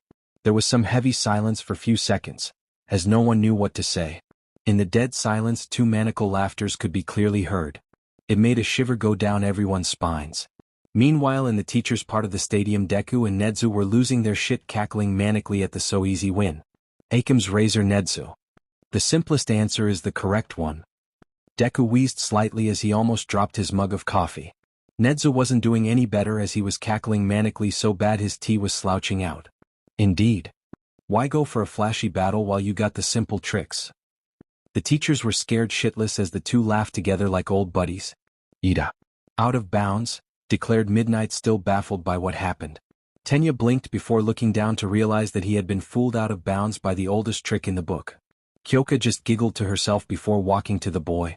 I lost, sighed Tenya in disappointment and embarrassment as he stood up. I shouldn't have tried to rush in like that. Don't sweat it, dude, you were trying your best. If you caught up on my trick you would have won, said Kyoka as she walked up to Tenya, offering her hand, which he took with gusto. Tenya shook his head before accepting the offered hand. No, I was too overconfident. This loss will educate me to become a better hero. Thank you for the experience, Jairu-san.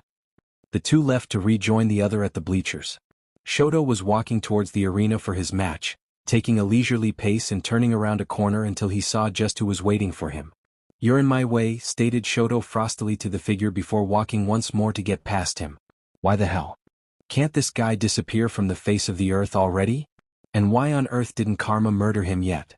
Endeavor merely glanced over at Shoto for a second before replying calmly. You're acting disgracefully, Shoto. If you used the power in your left side, you would have had an overwhelming victory in both the obstacle course and cavalry battle.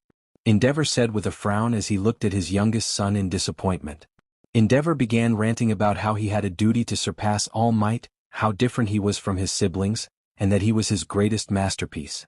Shoto's temper grew as he listened to his father rant before snapping back at him without looking back. Is that all you have to say, you damn bastard? I will advance through the rounds and win with only my mother's power. I will never use your power in a fight. Endeavor sighed as he watched his son walk away. Even if it works for now, you'll soon reach the limits of that power. Kyoka and Tenya quickly took their seats near Ochako, with Kyoka quickly choosing to occupy the left side of Ochako. So, you think Ishido has a chance? Asked Toru in curiosity. She'll do great, exclaimed Ijiro, popping into the conversation. She won't be pushed over so easily, even if she's fighting against one of the monster trio of 1A. With her acid, she should be able to dissolve through Todoroki's ice? Ochako hummed softly in thought. But just how much she can do is the question. What if he uses his flames, Ribbit? Asked Tsuyu, putting her finger up against her cheek. I don't know if he'll use it, said Ochako with a frown, glancing back at Katsuki, who was sitting next to Ijiro. Katsuki was glaring down at the ring, waiting for his turn. I believe Todoroki said that he would never use his flames in a battle, said Tenya, remembering Shoto's words to him before the cavalry battle, though I'm not sure why. Probably because Endahor's an idiot, Jiru said with an eye roll. Any more attempts on the conversation halted as President Mike made his announcement. Haha, we're blazing through these matches. Let's get on with the third match. Here's the fighters. Is something going to come out of those horns?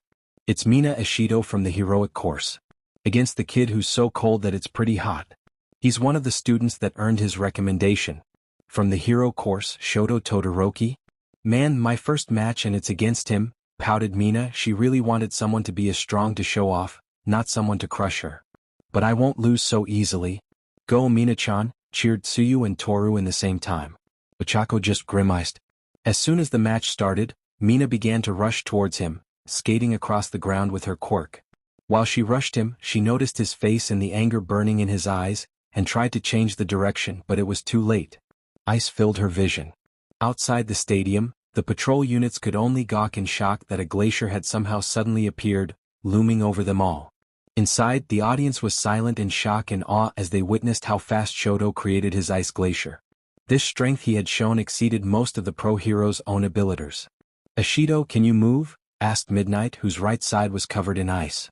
Mina struggled as she tried to use her acid to melt through the ice, but it was too cold for her unfortunately. If she wasn't encased in the said ice, then she would have melted through it if she increased the solubility of her acid. But since she was in it, doing so would only harm her more. Not to mention she would end up dissolving her clothes, letting everyone get a good view of her body. Not that she minded that too much, but she didn't want Mineta to perv on her. She shook her head, allowing Midnight to declare Shoto the winner. The audience began a small chant to encourage Mina, but it didn't make her feel any better. This was humiliating.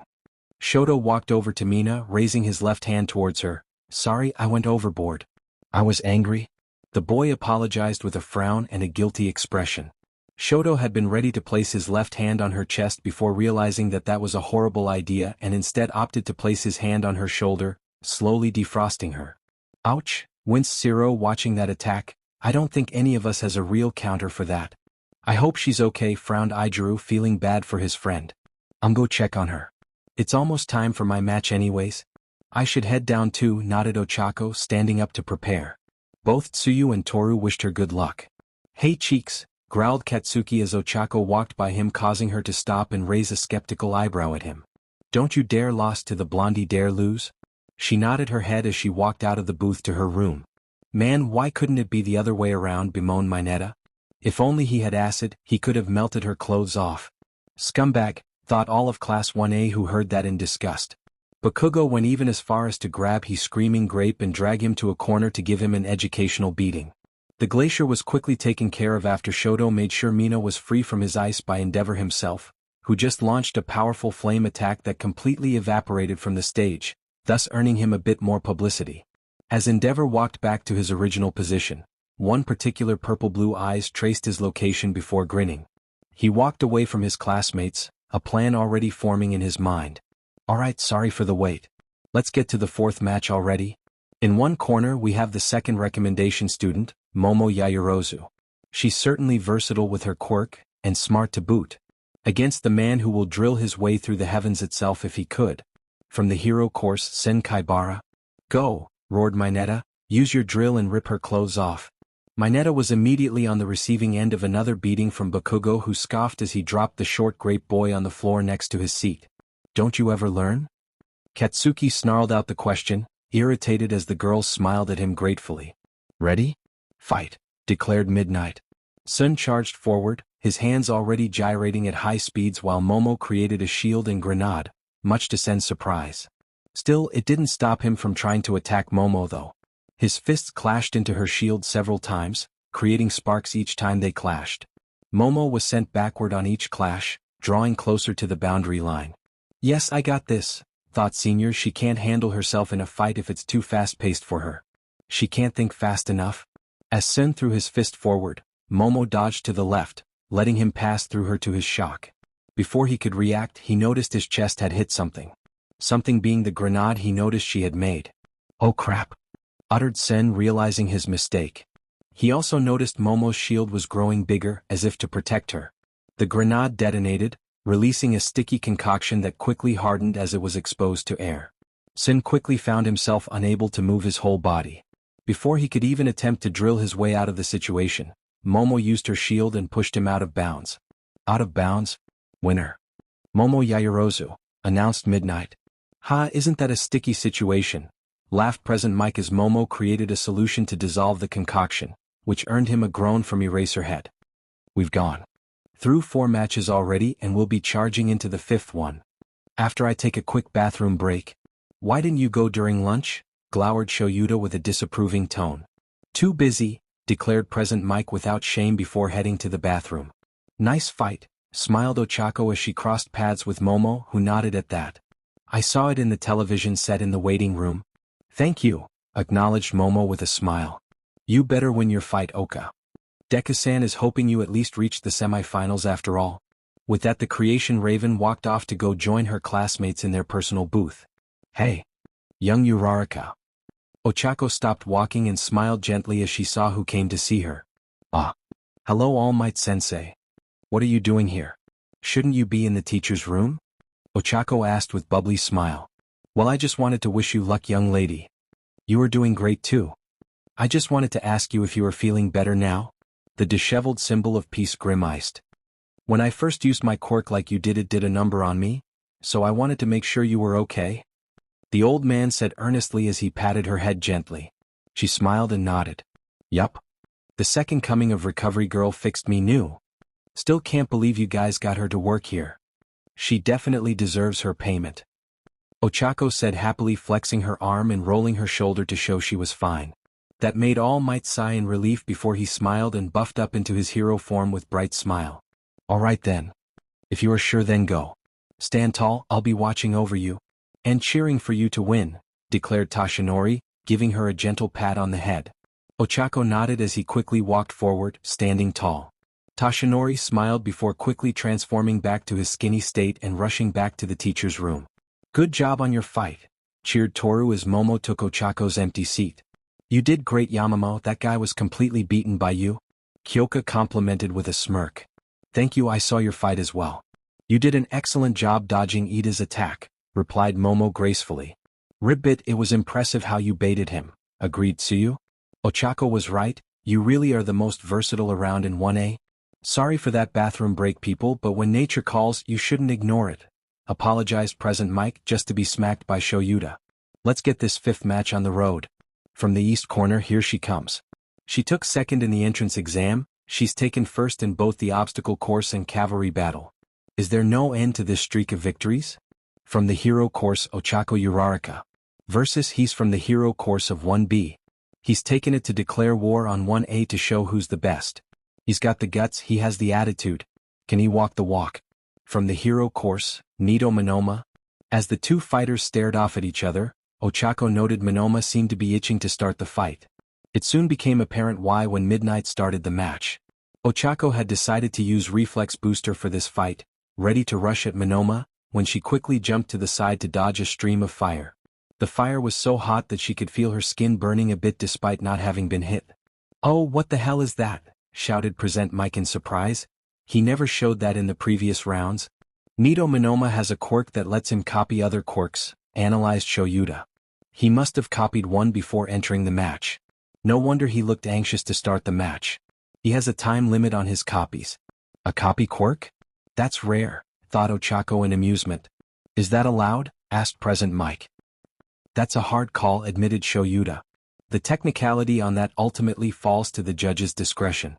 Some may argue it's cheating, others could say he's merely using his quirk, which is allowed. Well, seeing how Midnight hasn't done anything, I guess we're going to let it go for now, said Present Mike. Yes, but the decision whether or not to let him continue to do so afterward will be put up for discussion, said Shoyuta. Minoma grinned as he blasted another stream of fire at Ochako, forcing her to dodge. His initial plan was to copy a quirk from a top 10 hero, which he did.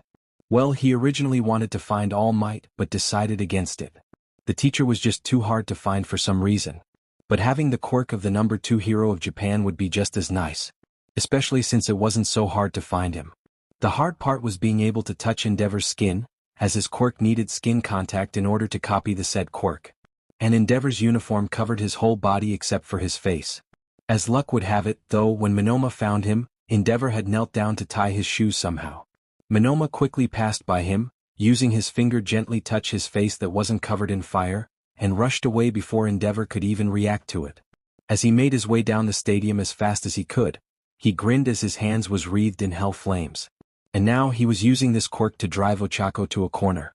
He would show just who was stronger, who had the better class. Oh, can't delay too long, thought Minoma as he checked his watch. Only 3 minutes left.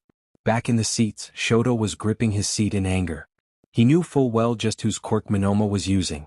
How could he not know? It was the same damn quirk he saw his shitty old man use every single day. There was no doubt in his mind when he saw that stream of fire. It wasn't from any random stranger with a similar quirk. The amount of heat coming off from it was similar to his. Come on, Uraraka-san, thought Deku as he saw Ochako narrowly dodge the stream of fire. This doesn't seem good, noted Ojiro with frown and a worried expression. The fates do not seem to align with Uraraka, commented Fumikage with look of pity. F fates, she won't lose to some flat-hair blondie without losing to me first, barked Katsuki, not with some cheap copied fire quirk. Yuga had been silent for a bit before turning to Ojiro. Wasn't his quirk some sort of misdirection? I mean, it's how he unflashily took our points. Ojiro blinked before nodding, right? Then does this kid have 2 quirks or something? Misdirection, chimed in Momo, that's not a quirk I am familiar with. Ribbit, probably from one of the Gen Ed students that made it to the cavalry battle. Let's ask 1B later, said Tsuyu, watching Ochako jump over another stream of fire, wincing at the heat it was making when it crashed into the wall. I think Kendi-san might know more about her classmate's quirk, commented Toru, but she's downstairs getting ready for her fight. I can tell you what it is, said Setsuna, her head floating above the divider. His quirk? It's a copy quirk, isn't it? Asked Shoto, suddenly breaking out of his usual silence. Well, ruin the fun, why don't you? Pouted Setsuna. But yeah, Minoma can copy almost any quirk, answered Setsuna. There are a few that he can't do depending on the said quirk. Not only that, but he can only copy quirks up to 5 minutes after copying it, but he can store at least 3 quirks in his repertoire. I still maintain my vote that Minoma is cheating. He brought somebody else's quirk into the fight. Well, it is technically his quirk, shrugged Hiryu. So? It's not manly, shouted Tetsu and Ijuru simultaneously. Regardless of what we think, Midnight hasn't called off the match. Therefore, I suppose she's allowing it for this fight, commented Juzo. Agreed, said Yui. Whatever, Oka won't lose so easily, Kyoka scoffed in amusement. Yeah, if she had the guts to stand up to freaking karma, then she's alright, Denki declared proudly. Aren't you supposed to be getting ready for your fight? Asked Kyoka, looking at the blonde who panicked and quickly rushed down the stairs. Well, if he outlasts Minoma for more than 5 minutes, then he'll have a better chance, shrugged Yosetsu. With his current state he might be able to do it. Yeah, but whose quirk did he copy? Asked Pony. He took Endeavor's, growled Shoto, causing everyone to fall silent. He's using my father's power to bulldoze through this. I won't forgive you if you lose, thought Shoto as ice began to creep up his chair. I will be the one to defeat you and deny my father. Everybody else was less confident that Ochako would win if he was fighting against the number 2 hero's quirk. Ochako growled as she saw that quirk, that damn quirk. The one that killed her parents. The one that caused so many people to get hurt and even die, and that idiot had the balls to copy it. Full cowling. Ochako yelled as pink lightning exploded from her body and she smashed her foot on the ground, breaking it to rubble beneath her foot. Ochako threw a large piece of the ruble from the ground she broken at Minoma after negating its gravity, only for it to melt as flames roared up to protect Minoma. I could hit him through the flames, but my hands would become extra crispy. Technically I could heal, but that would raise a lot of questions like why the hell do I have super regeneration abilities and all that, frowned Ochako as she quickly clenched and unclenched his fist. I'll have to use ranged attacks. Ochako quickly grabbed a piece of rubble that was the size of her hand as she negated its gravity, then quickly threw it towards Minoma like a bullet, who quickly fired off flames to his right to dodge it. I'll have to get closer so he doesn't get the chance to dodge, frowned Ochako as she quickly dodged another stream of fire. Thanks to her speed, Monoma found it hard to target her. And thanks to her regeneration she didn't get any small burns from being close to the flames. "I've had enough of this," growled Monoma before sending a widespread fire attack. Ochako dodged and weaved until she found herself trapped between two walls of flames that looked quite solid. It wasn't something that Ochako wanted to jump through. Behind her was the out-of-bounds area while in front of her stood Monoma. She was trapped. "I've had fun but I need to end this," sighed Monoma, pushing his hair up a bit with his hand. "I suggest you surrender or I'll have to burn you." At this statement, Monoma's whole body began to heat up before gathering in his right hand. Orange flames turned blue as the whole stadium could feel the heat cranking up. Burn marks seemed to appear Monoma's body, but he ignored it. "Well, give up?" asked Monoma one more time with a smirk. Ochako just snarled at Monoma as she put her foot down with more force than necessary. Her lightning crackled with more power than before and gathered in her arm as it got red vines of energy to surround. In the teacher's room, Deku's eyes widened in shock and horror, realizing what his follower was trying. "Goddamn this, he shouldn't have told her about that trump card, damn it." The brunette cocked her arm back as she poured every bit of stockpile physical booster and her own strength into the attack. Going above and beyond, Deku told her that stockpile could grant you power greater than what you had, since All Might could go to a freaking 1,000,000% but she could only go to 100 for this one. The audience gasped at her daring, knowing how hot those flames are and that she would burn her hand if she attacked. Monoma flinched as he quickly summoned a wall of fire in front of him to protect him. However, she didn't attack, she only growled in anger as the lightning intensified. She wasn't Melissa but she had power up her sleeve. She won't lose to Endeavor's quirk of all people. "What is she doing?" asked Present Mike in confusion. "She is just standing there?" "No, she has something planned," said Shoyuta, narrowing his eyes at the brunette. Monoma slowly lowered the firewall in confusion before realizing was just standing there waiting for some reason. "I'm not sure if the heat has gotten to your brain or you're that desperate, but I'm done playing around." "Don't blame me for this," shouted Monoma, knowing he only had seconds left on the clock. Flash, fire, fist, jet, burn. Monoma fired a blast of fire so hot that the cement began to melt as the beam traveled across the air towards Ochako. "Oka!" cried out Kyoka, Toru, Tsuyu and Momo in fear. "Uraraka!" shouted Tenya, Fumikage, Ijiro and Denki. "Holy shit, isn't that going too far?" cried out Mineta in horror. "Somebody stop that psycho," said Pony, reverting back to English so nobody really understood her except for a key few. Deku, who had been watching with Nedzu and the teachers, felt intense rage at the moment. If Uraraka-san died, he is going to kill that kid on live television, consequences be damned. "Cementos, we have to stop this fight," shouted Midnight in worry when she saw the beam of fire. Cementos was already out of his seat, his hands on the ground as he began to manipulate the cement to try to protect Ochako. However, before the walls even came up, Ochako took a step forward. Unnoticed by the majority of the audience, Ochako's arms had been covered with the vines of energy that shined like stars. But what even Ochako didn't notice was that black lightning was also coming out of her now. As the beam of fire came close to her, Ochako took that step forward. She felt her clothes starting to burn, but she didn't care. She wanted to crush those flames, the flames that murdered her parents, the flames that hurt so many innocents, the flames that destroyed an innocent woman and her children. She won't lose to those flames. Solar smash. Ochako threw her forward as she jumped forward and focused all her power, all her energy, and all of her might and determination into one single blow. The air cannon created from the punch crashed into the flame beam, and completely obliterated it. The shock wave traveled through the flame beam as it overpowered it, right into Monoma's shocked face. Before the blast hit Monoma, he quickly switched quirks, using Tetsu's quirk to transform his skin into steel. However, that was all he could do as the shock wave hit him, sending him flying out of the ring. He crashed right into the wall, causing cracks to appear all around him upon impact. Monoma felt his conscience fading as gravity slowly took hold of him once more. He glanced up in time to see Ochako slowly standing back up, looking at him with what he could only describe as utter fury. But for some reason he felt like she wasn't seeing him, but through him as she clutched her horribly bruised and broken arm. "Ochako Uraraka." "What a woman," whispered Monoma before he face-planted into the ground, blissfully fading into unconsciousness. His quirk also deactivated upon fainting. The audience was silent for a good 10 seconds until, "Yeah. F Endeavor and his flames of garbage," shouted Katsuki, breaking the silence. Shoto smiled slightly at that. "Winner by knockout and out of bounds." Ochako Uraraka, announced Midnight, snapping out of her trance. The audience was shaken out of their shock before they began to clap. Ochako glanced at Monomo being taken away by the medical robots on a stretcher before glancing around for a bit. Her eyes locked onto her sisters and besties before she gave a big but very pained smile and a peace sign with her left hand.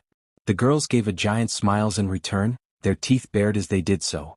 In the teacher's room, Tashinori was tempted to transform to his all-might persona if it wasn't for the fact that the teacher's room was locked and he would have to jump through the window, exposing karma to everyone. Said boy slumped in his chair with relief barely hidden. While they didn't even confess to him and Hei were already turning his white hair gray. Hell yeah, that was epic, cheered Setsuna. It was damn manly, yelled Tetsu, and from the 11A booth so did Ijuru. Didn't think Uraraka would pull a win like that, said Sato. Koji wrote out, me neither. For someone who awakened their power just a bit ago, she got the hang of it quickly. Ojiro commented. No, she didn't. Tailman, look at her arm. Katsuki said, barely able to look as he grimaced. Everyone did as he said, and they winced and almost puked as they saw her arm being pink in color and hanging limp to her side as she clutched it tightly and walked to the exit, obviously to see Recovery Girl.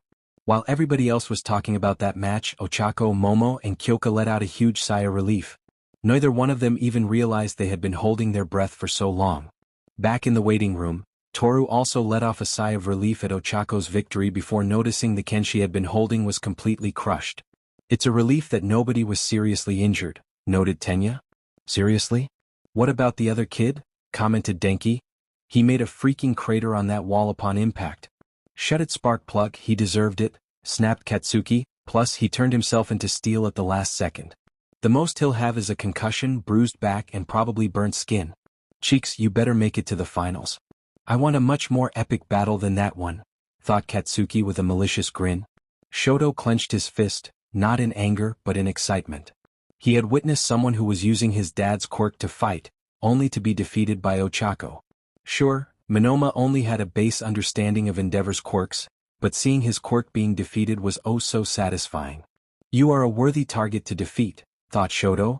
I'll be one step closer to denying my father when I defeat you. Geez, these sports festivals are getting so much more violent each year, grumbled Recovery Girl before kissing Monoma's on the cheek to heal him.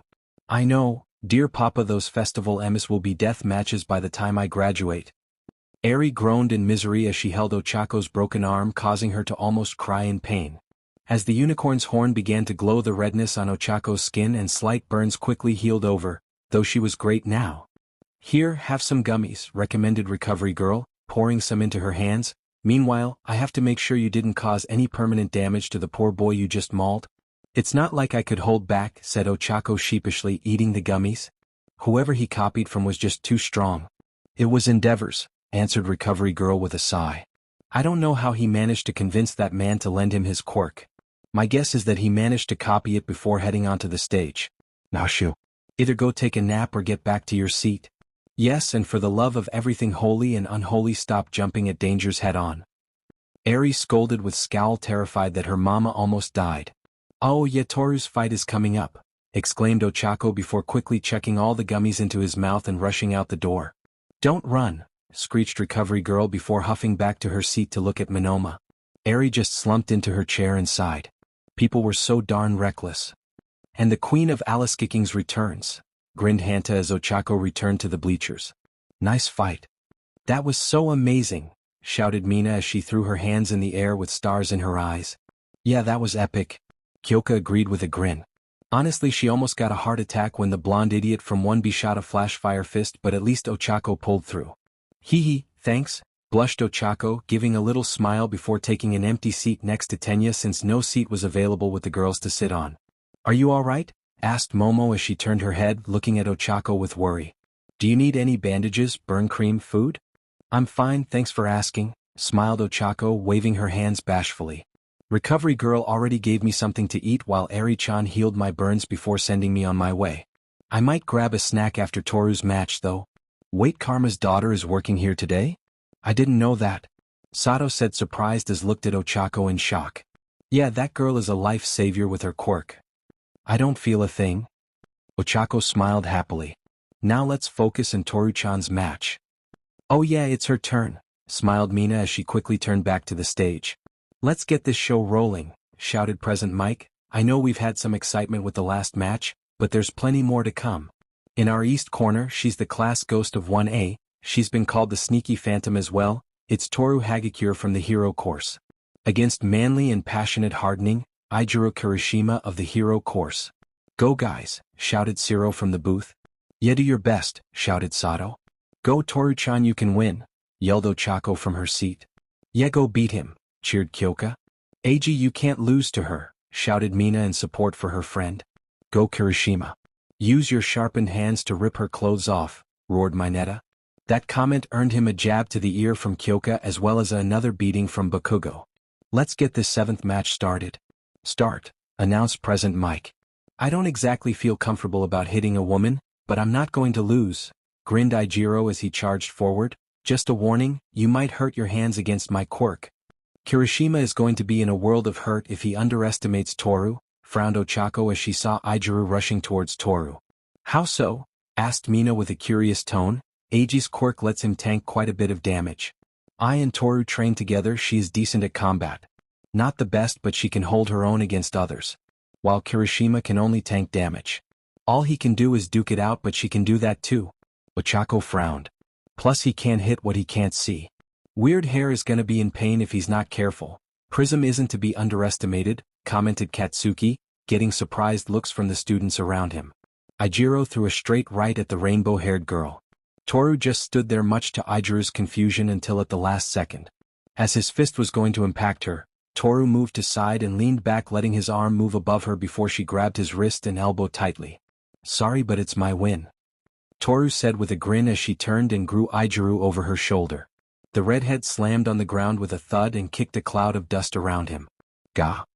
Ijiro gasped as his back impacted the ground with more force than expected and kicked a cloud of dust. What is that? It seems the rainbow lady is more than just a pretty face. There. That looked very painful. Present Mike exclaimed in shock. She waited for the last second before doing her counter-attack to benefit the most from his momentum and get the best hold possible. Shoyuta explained, impressed. Hot damn. That must have been painful. Setsuno whistled from the 1B booth as she gave the redhead a sympathetic look. Yikes, that was a manly slam. She is far stronger than she looks. Tetsu said with a grin. Don't underestimate us girls. Pony said with a grin. Ouch, Eiji is in a tight spot there. Mina winced seeing her friend get smashed on the ground. I told you to not underestimate the Prism chick, scoffed Katsuki as he looked at he fight with a frown.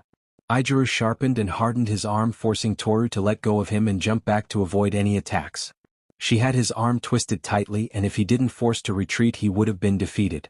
Wa didn't expect that, but it won't work twice, Ijiro said, taking a boxing stance before he charged at Toru. Toru just grinned for a bit, and when Ijiro got in arm's reach she disappeared from view, leaving a very confused redhead behind. But his confusion only lasted a second before he felt a fist impact his jaw and send sprawling on the floor. Ijiro held his jaw as he hardened his face and upper body and started looking around nervously, waiting for his invisible opponent. Just to feel a hit on the back, his knee forcing him to let go of his hardening. As he deactivated his quirk from the hit, he felt another fist impact his cheek, sending him backwards. Yikes. I heard of fighting ghosts, but I never got to witness it. She really is the Phantom of 1A. Present Mike yelled into his microphone. Wow, fighting her would definitely be hard considering you can't see her. Someone would need some type of sensory quirk to detect her, Ojiro said with a sweat drop. But that's what makes her dangerous, Kyoka said with a smirk. Ijiro looked around for a second just for Toru to reappear few feet away, making him perk up. The redhead ran at the prism-like girl, intent on attacking her, before she disappeared again because he wasn't interested in another beating. As he got in arm's reach from her, Toru grinned widely and yelled out, "Solar flare!" Toru declared proudly as she exploded into multicolored lights that covered the arena. Gah! Ijiro cried out as he covered his eyes from the blinding light. Everyone in the stadium weren't doing any better as they also shielded their eyes from the bright sun that was Toru. As the light died down, it revealed Ijiro on the ground and out of bounds. Toru basically stood right before the line, and when Ijiro came at her she blinded him and pushed him out of bounds. Fighter Kirishima is out of bounds. Hagakure advances to the second round, declared Midnight. In the teacher's room, Deku smiled internally in joy as he saw Prism Girl jump around in joy and blow kisses at the watchers. And it's the old bait and hook. Toru Hagakure of 1A lures Ijuru Kirishima to the edge, making him think her time ran out, only for her to mercilessly crush that thought, shouted Present Mike in excitement. Just get the next match going, Shoyuta said with a hidden smile. Alright, let's continue on, screamed Present Mike, and Shoyuta sighed as he pinched the bridge of his nose. It's a shock from the last match. He took out several teams in one go from the last game. Sparking Killing Boy from the hero course, Denki Kaminari. Against, fully equipped with support items from the support course, Mei Hatsum. So, he's going up against the support course, mused Kyoko with smirk. I wonder what kind of fight this is going to be, questioned Tsuyu, putting her finger to her chin. I mean, what is that? Sato asked in confusion. Sato was referring to the fact that Denki held two wires in his hands that was connected to a power station that Hatsum had pulled out from somewhere. Denki hadn't exactly broken any rules as Hatsum had tossed the wires to him, but everyone was quite confused at what was happening. Alright, ready? Asked Mei while Present Mike had yelled start. Yes, sure, but are you going to keep your end of the bargain? Asked Denki skeptically. Of course, grinned Mei happily. This is the perfect opportunity for me. Any more after that is just a waste of my time. Has the fight started? Asked Present Mike, turning to Shoyuta to make sure that he had said start. It has, but something is going on with those two, said Shota in confusion. Hello everyone, greeted Mei, her voice echoing throughout the stadium. What? Why? Blinked Present Mike, looking very baffled at the moment. She's wearing speakers? Stated Shoyuta in confusion. Wait? Oh no. I think I know where this is going. Shoyuta groaned miserably. In he teacher's room, Deku just chuckled in amusement, and so did Nedzu, while Power Loader groaned miserably. That sly girl? Deku grinned, sipping some coffee with an amused expression on his face. Indeed. Nedzu chirped cheerfully as he sipped some tea. Mei began to present all her inventions, hard selling it to the support companies that were in the stadium. Mei used her quirk, Zoom, to magnify her sight to see the support companies seemingly interested but also confused. Denki's purpose was soon discovered when Mei began pulling out some more power-intensive gears. Denki, for all his quirk, was a human power station for Mei to use until she was done. Much to the amusement of everyone. Katsuki and Kyoka actually cackled at that, now having Denki confirmed as the class's living battery pack.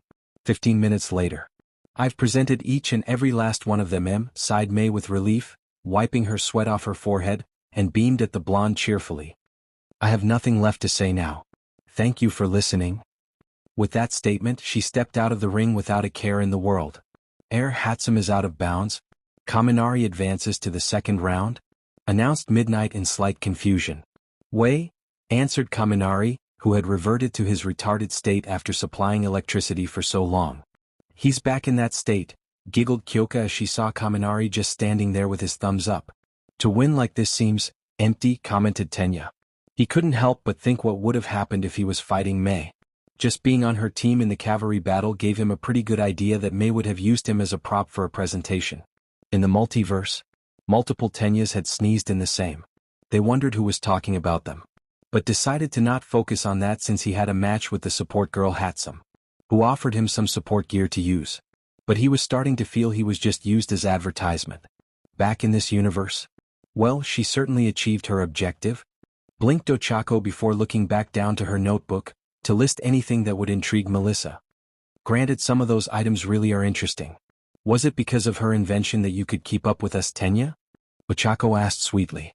Actually yes, nodded Tenya to Ochako. I admit her inventions are top-notch. It allowed me to reach higher speeds and turns without straining myself, though it took all my concentration just to folios. You? Tenya's voice trailed off when he noticed Ochako writing in her notebook at lightning speed. The brunette was writing so fast that Tenya could see smoke trails wafting into the air. He could also catch a few words as Oxko muttered to himself every now and then. Where'd she get the notebook? Thought Tenya, as well as did a few others who turned their attention to Ochako. What are you writing? Asked Tsuyu curiously, tilting her head to the side. Oh, just taking some quick notes about everybody's quirks so far, replied Ochako, looking up innocent and looking for possible recruits. Didn't get the chance to do that earlier. Do you mind if I take a look? Asked Tenya, curiosity winning him over. Sure, nodded Ochako hesitantly, passing the notes to Tenya, smiling slightly.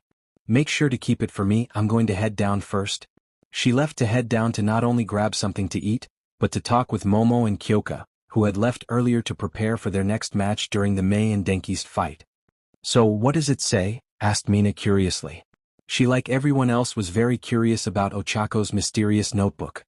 "I admit I am also interested," commented Shoji, looking at Tenya with interest. "To see what our fellow classmate wrote will be enlightening," nodded Fumikage with look of curiosity. Tenya opened the book to a random page, landing on a page about Tsuyu. "Oh, it's about me," said Tsuyu, tilting her head to the side, taking a peek over Tenya's shoulder. "What did she write about?" The others couldn't help but look over Tenya's shoulder, interested in Ochako's writing. "Did she write the most important thing?" asked Mineta with a leer. "Is there the 3 sizes?" Bakugo grabbed Mineta from the face and swung his arm forward, shooting him through the stadium at full power as punishment. The sight reminded the class of the quirk assessment test in a very amusing way. "Idiot." Katsuki scoffed, then looked at Tenya. "Hey, Four Eyes, read it out loud." Katsuki barked. "Stubborn pervert," huffed Mina as she looked at Tenya. "So did she?" "Ochako's not that crass," frowned Kyoka before looking at Tenya wearily. "Is she?" "I wouldn't mind," shrugged Tsuyu. "She seems like the person who'd be able to tell but not really care." "I'd be more amazed if she could tell mine at the start of the year, that is," commented Toru with a giggle. "Uraraka is much more respectful than that," argued Tenya, chopping his arms in sync with his argument. "Let's just see what she wrote," advised Aijiro. Since Tenya had the book, he began to read it out loud with Toru, Mina, and Aijiro hovering over it. Shoji had an eye extended over his tentacle arms to take a look, while Fumikage sent Dark Shadow to look. "Let's see. Looks like some basic information about Tsuyu. She's made a pentagram stats chart on you. Think she's correct about it?" asked Tenya. "Well, I guess she's not wrong," admitted Tsuyu, looking unsure. "If she's scaling it to the average of the class, I would be on the middle scale on strength and speed." "It looks like she's also written some suggestions," pointed out Aijiro, "some form of martial arts training, mainly on ending fights swiftly along with grappling. Aiming to hit pressure points?" "I'm more interested in what she's written about her quirk," piped up Mina. "Look, he's even drawn arrows all over the place for Tsuyu's quirk, frog. Possible mutant and emitter type? How does that work?" "It looks like she listed possibilities," noted Shoji, "from skin camouflaging itself to bending light waves, which she noted that you could possibly use to blend with the area. Can you do that?" "I'm not too sure," blinked Tsuyu. "It's never been something I did before, but I never really thought about it. I should see if Aizawa-sensei can help me figure it out." "She also wrote that if you could possibly camouflage, then you would need to get a DNA-made suit specifically designed for you," commented Fumikage with an amused expression. "I think we should focus on the next fight," said Sato, inserting himself into the conversation. "It's Zero versus Kendo." "Ah yes, we should show our support to our fellow classmates by watching," nodded Tenya, putting the notebook away. "Thanks for waiting. It's the 8th and last match for this round of battles. He's good, but what's with the plainness he just can't get rid of?" From the hero course, Hanta Zero versus. She's the class president of 1B, she's been called the big sister of 1B, it's Itsuka Kendo from the hero course. "Man, that's cool, a president and big sis?" chuckled Hanta as he stretched his fingers, looking at his opponent. Kendo just smiled. "Well, I hope you wouldn't have hard feelings about this when I win," Kendo said, taking ZT stance. "Well, alright if you are that confident," grinned Hanta. As soon as President Mike announced the start of the match, Hanta quickly fired his tape at Kendo, trying to wrap her in it. Kendo easily ducked under the attempt and rushed at Hanta, dodging Hanta's attempts to catch her. "Man, you're far more slippery than I thought," muttered Hanta as he jumped back to dodge Kendo's attack. Seeing his chance, he fired his tape at the girl, wrapping her hands with the tape. Before he could pull her though, she enlarged her hands, destroying the tape and smashing him in the face, sending him back. The fight kept going for a bit until Kendo outsmarted Zero and threw him out of bounds. Hanta Zero is out of bounds? Itsuka Kendo advances to the next round, declared Midnight as Hanta was tossed out of the ring. Kendo went and helped him up, earning her some cheers from everyone. "Alright. Now let's look at the screen to see the matches for the next rounds." President Mike exclaimed loudly as the screen showed the names of the competitors. First match, Katsuki Bakugo vs Kyoka Jiro. Second match, Shoto Todoroki vs Momo Yaoyorozu. Third match, Ochako Uraraka vs Toru Hagakure. Fourth match, Denki Kaminari vs Itsuka Kendo. Now I hope that the next round would be filled with exciting fights. Ones full of action and violence. Don't worry about injuries, for we have great healers on standby. Hat can even restore lost limbs. So don't worry about harm in the match's dash. Present mic was cut as the door slammed open revealing a pissed-off unicorn. Oh ho ho, not this time, little unicorn. I am wearing shin guards. Do you can't wait and oh my balls? Mike screamed as Shoyuta started to cackle madly into his microphone. Few minutes earlier. Meanwhile, Kyoka and Momo were in the same waiting room waiting for their match. They were both watching the television set in the room, watching Itsuka fight Hanta. Hey, said Deku as he discreetly popped into the room using mud warp. He left a clone in his place for now, but he wanted to say hi. Deku-san/boss, replied Momo and Kyoka, turning to their crush. Holy, your eyebrows are twitching, blinked Izuku, pointing to Kyoka before turning to Momo. He looked worried. Yours are too. Huh, really? Must be the nerves, I guess, said Kyoka as she took a deep breath to relax, as did Momo. Can't blame you, nodded Deku, sighing in exhaustion. You two are fighting Bakugo and Todoroki. Both are not easy opponents. Both females knew that their respective opponents were overwhelmingly strong. One was a prodigy in fighting that had incredible battle sense, and the other was the son of Endeavor. Both are monsters on another level, so unless they threw all of their abilities they stood no chance. Yeah. I'm a bit bummed, without my quirks I can't hope to beat the idiot. I am not as strong as Oka and not as trained, admitted Kyoka with a scowl. All of them knew that Katsuki was not one to hold back, even if he was fighting a girl. After all, this was a stage where everyone was fighting to become number one. Nobody should be holding anything back, and that goes double for Katsuki. Even Momo felt a little sorry for Kyoka despite having to fight someone just as powerful. After all, Katsuki was the one who was more prone to violence, though Shoto seemed a bit more unhinged than usual. You two are very loyal to me and I care for you a lot, so I thought I could probably help you too, even if it's a little, stated Deku as he took out two thin binders. In my right for Jiru-san, a plan to use your quirk against Bakugo. The left one is for you, Momo-san. A plan to use your quirk against Todoroki. Both are a bit rough, but it's something I came up with.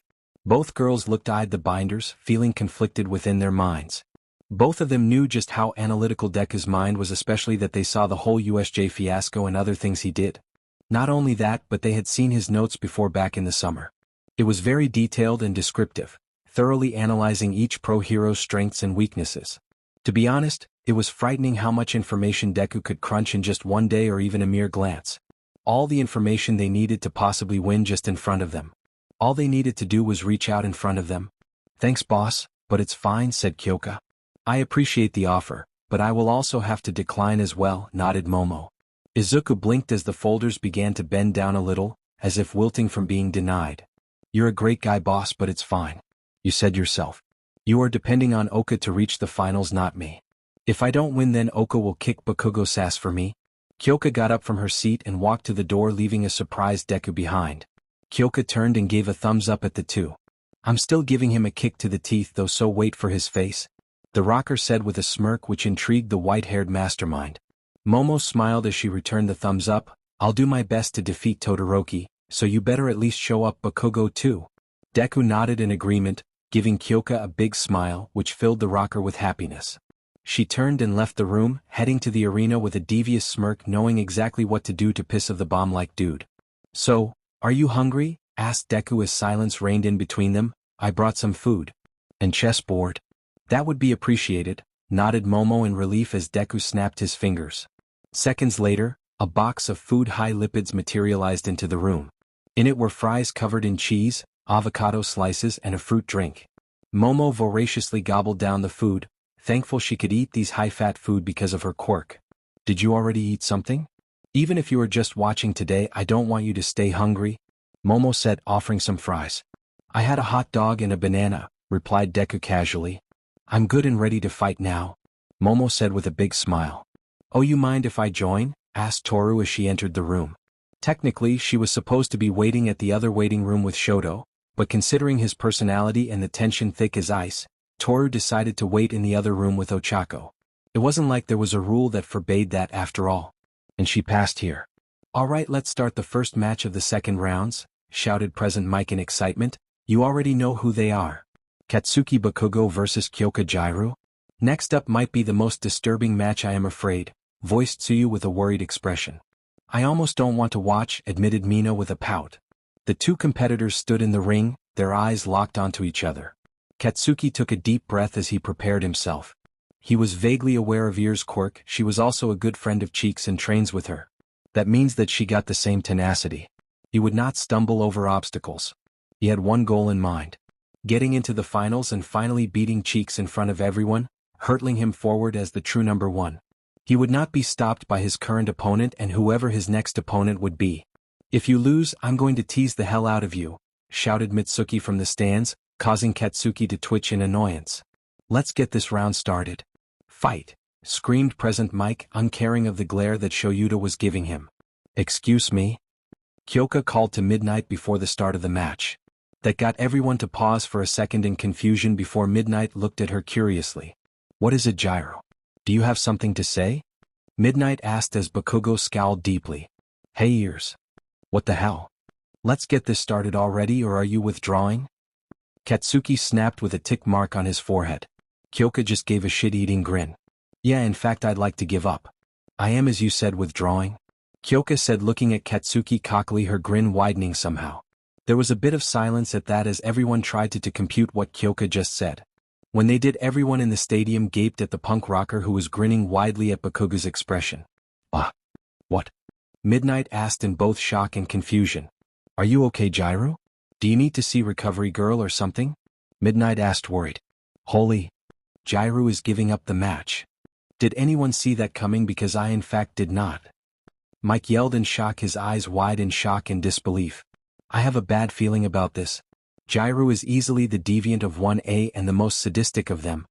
Shoyuta sighed in exasperation. Kyoka looked at Midnight and shrugged. "Nah, I'm good. Just not in the mood to have this douchebag exploding me around like a ragdoll. I want to be an information gathering specialist, not a freaking all might and fight supervillains.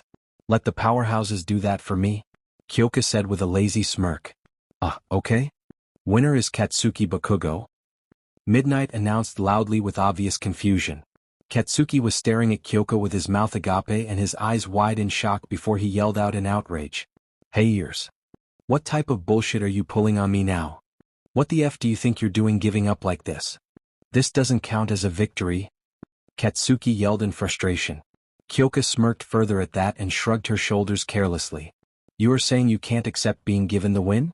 It hurts your pride?" Kyoka asked in mock confusion, tilting her head to the side and batting her eyelashes. "Damn straight. I don't accept this victory. It's an insult to me. You can't attack me like this, you beach." Katsuki howled, pointing his finger at her. Kyoka just gave a deviant smile at that, with her eyes glinting sadistically. "Good, I can't hurt you physically because you are so strong, but at least I can give you a kick in the pride and ruin your well-earned victory. Make it taste like shit." Kyoka turned and started walking away. "So long, idiot. Enjoy this hollow victory." Kyoka out casually as she strode forward to the exit. Katsuki stared at her for a second before he howled loudly in defeat. "Fuck," Katsuki said, falling to his knees and cursing to the heavens in despair. "Oh my god. That girl's is evil?" Mike said with a large sweat drop, seeing how defeated Katsuki looked at the moment. "Ugh, that was the first match of the second round. Oh, poor Gyro lost." "Oh, and Bakugo advances to the semi-finals," sighed Present Mike lifelessly. He had seriously been rooting for the underdog in this match. But Inoshi had to pull a sadistic sore loser move and make Bakugo feel like shit out pettiness instead of trying to win. "Oi, if you're going to be the commentator, do it properly," scolded Shota. "Commentators are supposed to be unbiased." "Ugh, fine," groaned Present Mike, "I'll do it properly, but it doesn't stop me from hoping that Bakugo would have lost." Slam. Present Mike jumped up in fright as soda cups slammed into the window of the announcement booth. "See, this is why you have to be unbiased," lectured Shoyuta. "You're lucky that this booth is protected, otherwise that soda cup would have hit you." "Point taken," nodded Present Mike seriously. Shoyuta had traced Soda Cup's trajectory and found himself slightly unnerved when he saw a huffing Mitsuki with her husband trying to calm her down. "Anyways, let's get on with our second match for the second round," shouted Present Mike, trying to recover from the sudden object thrown at him. "Both of these students got recommendations into the U-Hero course. Both of them are from elite families. It's Momo Yaoyorozu versus Shoto Todoroki." Momo stood at her end with her P uniform already unbuttoned. She didn't care she was being ogled by the audience, both male and female. She could, however, feel Mineta's leering gaze for the while, until Bakugo, who just got there, exploded him into unconsciousness. She would need the extra skin if she wanted to create something big for this fight. At least her opponent wasn't using this time to ogle at her, though she would admit that if it did distract him, she could have a better chance of winning. "Are you ready? Fight," announced Present Mike. Immediately as the fight began, Shoto launched a barrage of ice, intending to freeze Momo. Momo quickly created a cannon to counter this. She immediately had it fired into the ice barrage. The ammo itself wasn't just a simple iron ball though. Upon impact on ice, the cannonball released its contents of ethanol, which upon impact of the cannonball, created a small spark that was enough to combust into flames, melting the ice. She fired another before rushing in, already creating a staff for close quarters combat. Shoto wasn't fazed when he heard 2 cannon fires. He had been expecting something like this after all. Not to diss Mina, but Momo was a recommended student for a reason, so it was within expectations that she could counter his first move. "Ha!" shouted Momo as she burst through the icy dust, raising her staff high into the air before slamming it down toward Shoto's head. Shoto dodged to his left, intending to use the dodge to set up another attack with his right side. Momo, however, halted her vertical strike in mid-strike and changed directions. Shoto quickly raised his arm to block the staff. Upon impact, Shoto quickly froze the staff, allowing it to travel up the staff. Momo quickly let go of her staff, creating a blunt sword while moving to Shoto's left and attacking from there. "She's purposely attacking my left side," thought Shoto as he dodged, trying to turn so his right would be facing her. Momo wouldn't let him and kept running to his left to attack. Soon enough, Shoto got annoyed as he continued to dodge the attacks. Especially when Momo created a taser and tried to shoot him with it. Shoto suddenly shoulder-charged Momo, causing her to squeak and cough in surprise. Before she could do anything, Shoto grabbed her wrist with his right hand and immediately activated his quirk. Frost quickly spread across Momo's arm. Momo tried to pull her wrist back while attempting to kick him when she suddenly found her legs frozen. Shoto had taken a step with his right and immediately activated his quirk from his leg as well as his hand. Ice permeated throughout her whole body, and soon she was encased in an icy prison with only her head free. Momo tried to move or even create something to free herself, and while she could use overhaul that would raise too many questions, it then that she noticed the ice was quickly sapping away her body heat. She felt her eyelids start to droop down as she fought to stay awake. Sadly, she was exhausted from the first 2 rounds and was soon fading away. "I couldn't even hurt him. Are our levels so far apart despite being both recommended students that without Deku's extra quirks I was nothing to him?"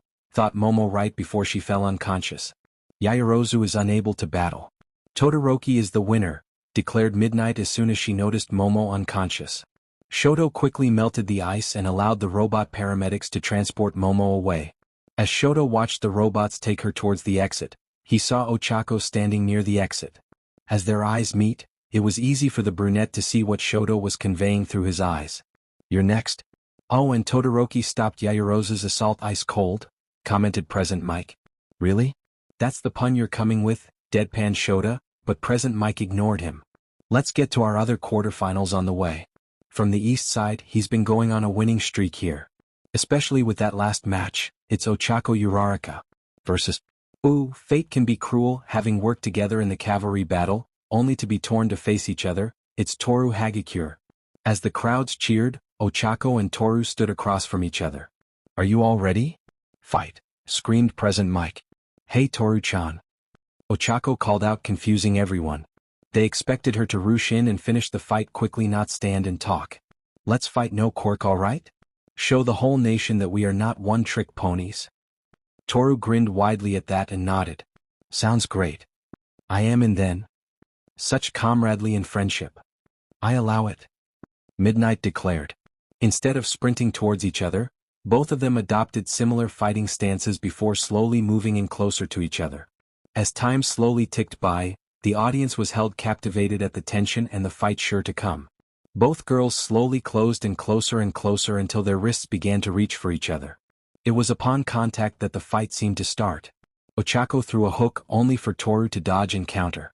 Ochako easily dodged and struck back. Soon it began to be a battle of who would land the first hit. Strikes and kicks were dodged, parried, or blocked by the other. "Woo, now that's a fight," exclaimed Present Mike. "You don't see too many hand-to-hand combat these days. It's like watching an action movie during the pre-quirk era." "They both seem to be decently skilled in close-quarter combat, which is good," remarked Shota, nodding in approval. Happy dome of his students weren't over-dependent on their quirks. "You don't see that a lot these days. Soon, Toru found herself losing ground as Ochako pushed her back, pressing on the attack. She was obviously the most experienced between the two of them, only rivaled by Toga and Melissa. Ochako quickly backflipped to gain some room before using the momentum to launch herself forward, throwing a barrage of quick fists. Toru tried to dodge them and tried to block or parry Ochako barrage as best she could. But what Toru didn't expect was for Ochako to jump over her, landing behind her. By the time Toru turned, Ochako smashed her fist into Toru's face, sending her back. "And first blood goes to Uraraka," shouted Present Mike, a brilliant straight right into Hagikure's face. Though I have to say that looked like it hurt. Soon, Toru was pushed back towards the edge of the stage. Ochako charged forward, seeing as she was cornered. Immediately, Toru crossed her arms, seeing that she was cornered, waiting for Ochako, but instead of a punch, Ochako slid on the ground before sending a riding kick to the Prism Girl's chin, sending her flying backwards. Toru fell to the ground and out of bounds, causing a lot of cheers to explode in the audience. Toru Hagikure is out of bounds. Winner of the match is Ochako Uraraka. Midnight declared. Deku was smiling at the match, happily proud of both girls for trying their best. He is 90% sure they did the whole fighting quirkless thing as a gift to him in a show. And it honestly made him happy. They were really nice. And the whole thing with Bakugo was hilarious too. The look on his face was caught on his phone's camera, and he will hang it on the base's living room as a trophy. Momo-san though looked very disappointed at her defeat, and knowing her low self-esteem, she probably feels weak and worthless right now. He will have to make sure to visit her tonight and spend a bit of time with her, in a friendly manner. Just a friend consoling his friend. That's all. The next match is starting, Deku-san. Nedzu said politely, snapping Deku out of his trance. The white-haired mastermind looked at the principal and smiled. Sorry? That match was a sweet nostalgia to my debut days, when I only fought heroes with my wits and training. It's really nice to know there are still heroes who still know the importance of skill and not just quirks. Deku smiled, looking down to see the next contestants. Denki and Itsuka standing there waiting with a determined look in their eyes. Present Mike had already finished introducing them and had been ready to yell start, only for Shoyuta to elbow him once more to stop him as he noticed the distracted Midnight. Ochako was heading towards the infirmary to check up on Momo after her match when a towering figure crossed her path, stopping her in her tracks. "Oh, there you are," said Endeavor as he slightly tilted his head down to look at Ochako. Ochako Uraraka saw red at that moment. She felt her body getting hot at the sight of the number one scumbag. Her hands started sweating profusely and her teeth were grinded together, only hidden by her closed mouth. Endeavor, her parents' murderer and the bane of many people's existence, as well as a serial killer with hundreds of people that died to his flames, heroes, villains and civilians at the same time. He was there, only an arm away. Oh, snapping his neck would be so easy from this distance if she used her full speed in a sneak attack. Only the mental training and the emotional control exercises Deku put her through and a lot of slow breathing were stopping her from going to full cowling and snap the bastard neck. It would be sweet revenge for herself. But Deku-sama still needed her in U.A spy, and Dabi called dibs on this bastard, and God knows he deserves closure far more than her. "Kid? I am speaking to you, or are you asleep?" Endeavor asked, irritated, looking at the brunette with scowl. "You were looking for me?" blinked Ochako before giving Endeavor a cold look full of resentment. "I was watching your fight," stated Endeavor before pointing at her, his eyes narrowed. "You have a wonderful quirk, being able to cancel and create so much wind pressure with a mere punch of your arm. If we're talking about power, yours is comparable to All Might somehow." Ochako blinked as she felt her eye twitch at this statement. "Sorry Shoto, but you are your father's son, it seems. You both are conspiracy theorists, and crazy ones at that." Ochako took a few breaths as she tried to calm herself to prevent her from growling. She could technically press a button on her ring and Deku-sama would be there in a mere second, and together they could kill Endeavor, but that would ruin her future husband's long-term goals and plans, so she held herself back. "Is that all?" asked Ochako, trying not to spit at He-Man. "I have some friends I want to check up on." Ochako began to walk by Endeavor, hoping to get away as soon as possible, because she has no idea how long she could hold up before she explodes like a volcano. "It is my Shoto's duty to surpass All Might," continued Endeavor, halting Ochako on her path and making her even madder. "His match with you will no doubt prove to be an instructive test. Do not think just because you were able to defeat some whelp with a fraction of my power and no real control of it that you are stronger than him, let alone me. Don't give a disgrace match when you face him."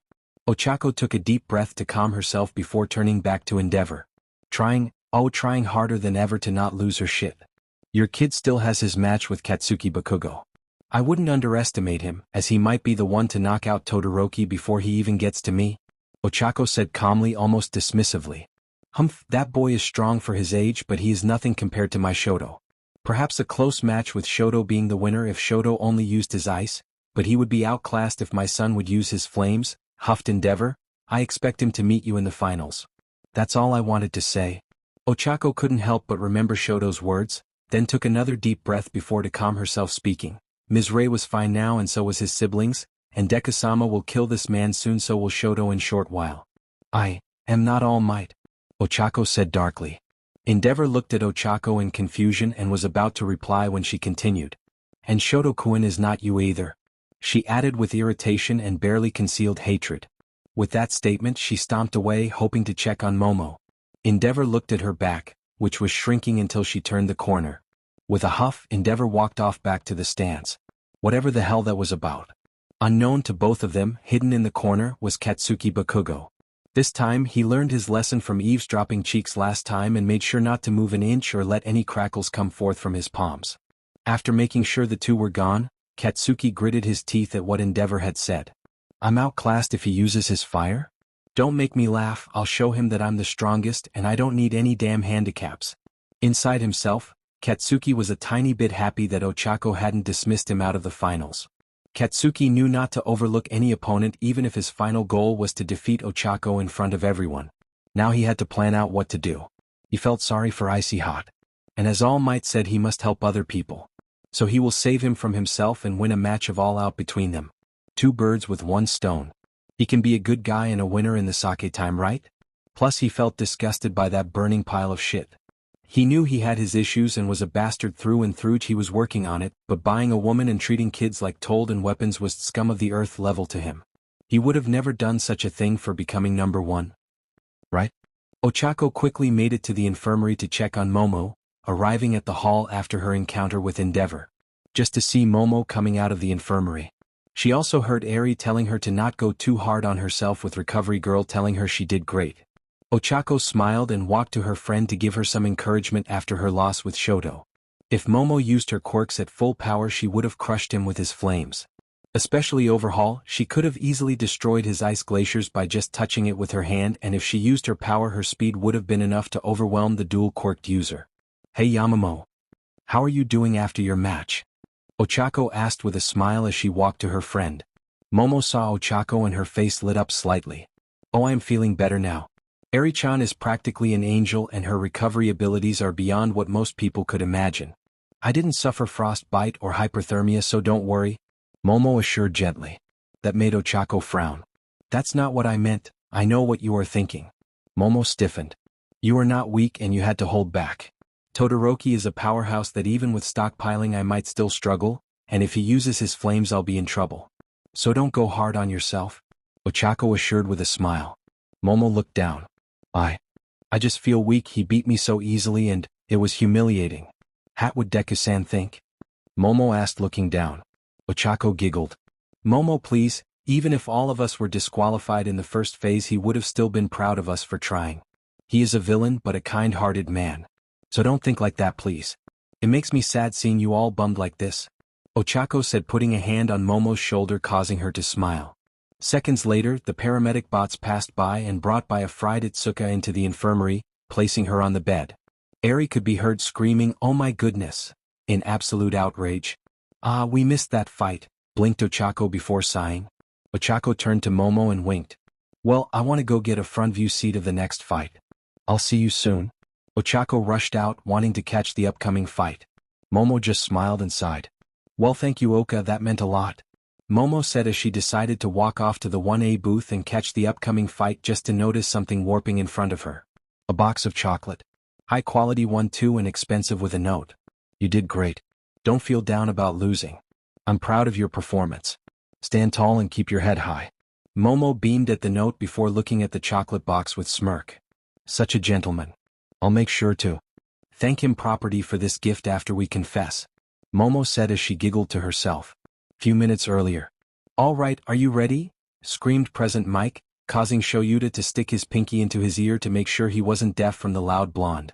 He sure is excited, isn't he? Smiled Hanta before looking around, confused why someone wasn't with them.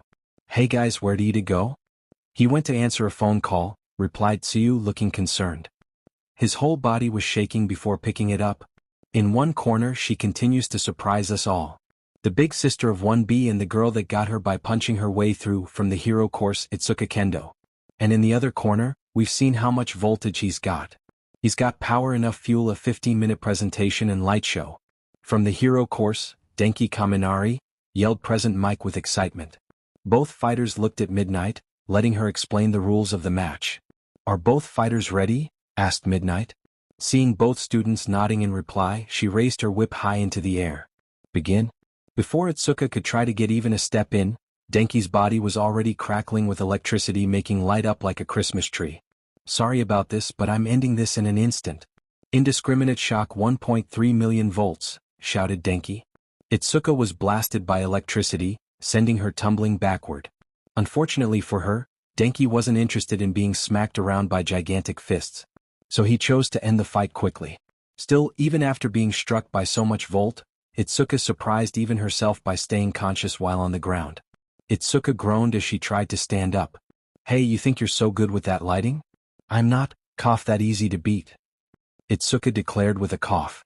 "Wei," replied Denki with a retarded smile, causing Kyoka to laugh once more from the stand. Itsuka tried to stand up. She tried her hardest while her classmates cheered for her along with her teacher. "Come on, Kendo. You can do it." Monoma shouted encouragingly. "Yeah, you can beat him, girl." Setsuna yelled to her friend. "Come on, class rep. We believe in you." Yosetsu shouted from his seat. "We believe in you, class rep." Sin yelled to his class president encouragingly. "Wei," replied Denki, puttering around in circles still. Itsuka stood up fully and coughed into her fist. That caused the crowd to explode into cheers, but as she took her first step, she fell to the ground. "Damn, I can't stay standing," were Itsuka's last thoughts before falling unconscious. Fighter Kendo has fallen unconscious. Fighter Kaminari proceeds on to the next round, announced Midnight. Wei, cheered Denki, no idea what was going on. Kyoka had been laughing the whole time while the paramedic bots had to guide Denki out of the arena while another pair took Itsuka to the infirmary. "After we take a short 5-minute break for everyone to stretch their legs or use the bathroom, we can move to the semi-finals," Mike declared to the audience who cheered. First match, Katsuki Bakugo vs Shoto Todoroki. Second match, Ochako Uraraka vs Denki Kaminari. Shoto sat in the waiting room, waiting for the next match to start against his opponent. Just one more match and he would be in the finals, fighting against Ochako. He had no doubt that she would win her next match, considering who her opponent would be. It was the perfect setup. Like it was some higher power giving him the chance for this to fully reject his worthless donor. In the final match, with the whole world watching, he would defeat Ochako with just his mother's quirk and deny his father forever and once and for all. He couldn't wait. In another waiting room was Katsuki Bakugo, pondering about his plan for this match with Icy Hot. For this specific plan to work, he mentally shuddered at this thought, have to think like Zuko for a bit. He had the information he needed from accidentally eavesdropping from the two conversations between Canadian Flag and Cheeks. Now he just needed a plan to get Shoto to fight at full power while also making it align with his own goals. Save that idiot from himself and make him accept who he was while gaining the absolute victory over him. After all, he can help others and win in the same time, like All Might. He will help Icy Hot get rid of his worthless donor's ghost and gain his overwhelming victory to prove he was the best. So now he got to replay the plan in his head. This should work. Meanwhile, in the stands, Mitsuki was getting irritated hearing people talking about how her son's match against Shoto was a foregone conclusion with Shoto winning. She almost attacked Endeavor herself when he passed by her in the hallway while she was coming back from the bathroom, commenting to some other pro hero that his son would be in the final while so casually dismissing Katsuki. Sure, she was rough on her son, but that was tough love. The only reason she didn't attack Endeavor was because her hubby managed to drag her back to their seats. That's Sonava Beach. Don't look down on her kid. He was getting better. She noticed him getting out of house to just help people in his spare time, and he was far more respectful and calm than before. Her brat was getting better, so don't discount him, you idiots. He will be a good hero. A great one. And nothing will stop him. And now for the semifinals. This will be a big match, announced Present Mike as the audience sat back down once more, excited for the action. And here they come. He's been practically unstoppable as well as untouchable. He's got the blood of the number 2 hero, he's got the power back it up. All his matches today have left his opponents and the audience frozen, the former literally while the latter figuratively. From the hero course, Shoto Todoroki. Shoto stepped out into the sunlight as pillars of fire burned brightly to signify his entrance. On the other hand, this opponent's no joke either. He's blown all his opponents away to high hell and hasn't gotten a single scratch on his person either. He fired off the challenge to everyone, now can he back it up against this opponent? From the hero course, Katsuki Bakugo. Mike declared proudly with enthusiasm. As Katsuki walked up the stairs onto the arena, Mitsuki shouted out to him, gaining his attention. "Kick Hisa's brat." Mitsuki yelled with joy. "Make me and your sister proud." Katsuki raised an eyebrow as he cocked his eye to his parents. His mother was busy shouting other expletives while his father politely waved at him. They looked at him with joy and pride. He doesn't really remember last time they looked like that. Sure, his grades were always great and they never got complaints about him, but they never liked what he was like before. But now, they actually seemed happy with the changes he was going through and actually were genuinely happy with him. With a little blush on his cheeks but cocky smirk, he raised his fist towards his parents in acknowledgement of their affection before turning back to face Shoto. Katsuki blinked as he saw a flash of anger, irritation, and sadness flash through Shoto's face before it was schooled back to his usual scowl. He actually felt bad for the Canadian flag. F Endeavor. Hopefully Izuku will publicly murder him like the That Witch. Shoto was, in short, jealous at that moment. Seeing that scene made him recall his own family and just how dysfunctional and messed up it was. He was blessed with a great quirk, one that many would give up their leg and arm for, and yet he had a shitty family life. He barely knew his brothers and sister, had a shitty father, and a mother who hated him because of his father. And now, his opponent had a quirk that was great though not better than his dash, but had a somewhat functional family, but most importantly a father and mother who cared about their son. So when Present Mike screamed start, Shoto immediately launched a barrage of ice, slightly overpowering it despite his attempt to push down that jealousy. However, this did nothing to deter Katsuki as he fired a barrage of explosions into the ice, creating a hole inside the forming glacier while cursing as usual. The glacier quickly covered half the arena, hiding Katsuki from the audience. Todoroki gets a blow in right away. Is he trying to avoid close combat with Bakugo? Has the winner been decided? Reported Present Mike. Don't be stupid, you know it's not, lectured Shoyuta with a frown. Muted explosions could be heard within the glacier, causing the audience to look at their neighbors in confusion. Suddenly, a hole was made at the center of the glacier, revealing Katsuki fully unharmed. "Idiot, you already froze me once, you think I'd let you do it again?" shouted Katsuki in outrage. With a grin, Katsuki blasted himself forward towards Shoto, who ran forward to meet him. "The stronger the quirk, the more likely the attack will be imprecise," shouted Katsuki as he suddenly used his quirk to change directions, avoiding Shoto's right hand and grabbing onto his left shoulder and head. With the momentum of his attack, Katsuki hurled Shoto towards the edge of the ring. "Are you underestimating me, idiot?" shouted Katsuki as he used his quirk to enhance his throw, hurling Shoto farther than he usually could. Shoto quickly flipped in the air, finding his center of gravity before summoning a wall of ice to stop himself from falling out of the ring. Then within the same moment he used the wall of ice to skate back towards Katsuki to attack. Katsuki quickly dodged the strike and attacked once more, only for Shoto to grab the attacking arm with his left hand. This would have been the perfect time for Shoto to use his fire, but instead he opted to throw Katsuki away from him. Idiot. Does he think I'm not powerful enough to use flames? No, he just would rather die than use them.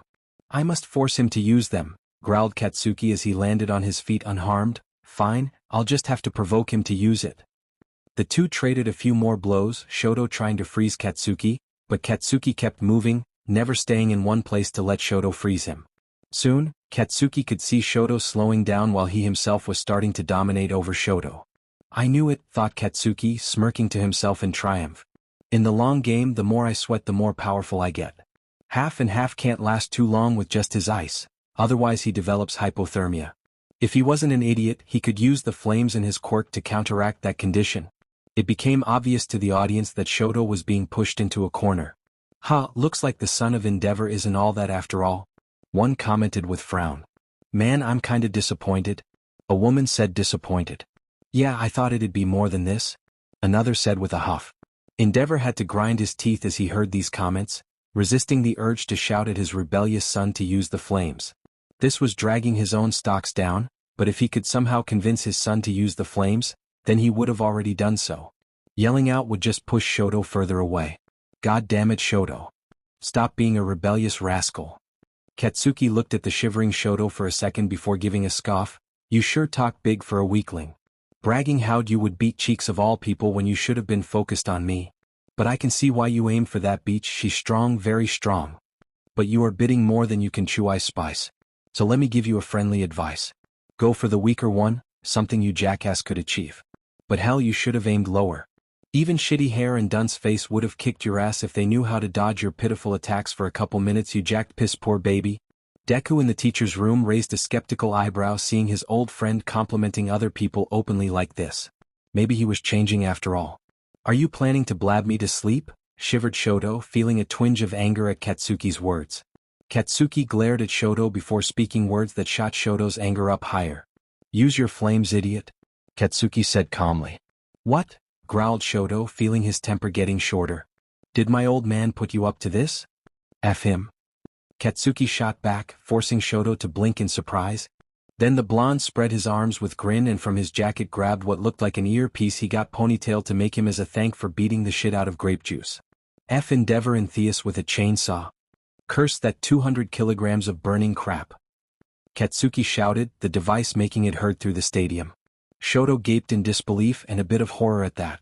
He actually cussed the number 2 hero in front of the whole nation. What did you say, you brat? Endeavor roared from the stands, causing Shoto to flinch while Katsuki ignored him and kept speaking. This ain't a place where you can bring some fed-up daddy issues. Do I look like a therapist to you? No. Endeavor is a piss-poor father? F him. Katsuki declared for all to hear. Shoto was turning white from the blonde's words. That guy was literally bashing Endeavor in front of everyone. This is a place where we show off to everyone what we, and in my case what I can do. And you know something, idiot? I don't want a half-assed win from a half-assed guy who won't use his full power. This battle is just about you and me. Katsuki barked. Shoto struggled for a bit before charging at Katsuki in anger, his rage blinding him. Katsuki easily dodged it and gave a vicious knee right into Shoto's chest, pushing him back, then followed with a right hook sending him tumbling towards the ground. Come on. Don't hold back on me, roared Katsuki once more as Shoto got back up once more, but barely. I'm aiming to be a hero. What about you, faggot? Shoto's emotion was all over the place now. He had no idea what to think anymore. He knew this was very out of character of Katsuki to do this. But why was he doing this? His mind couldn't help bring up the shitty memories of his childhood, never having a moment to even play with his older siblings. Always training as soon as he got his quirk.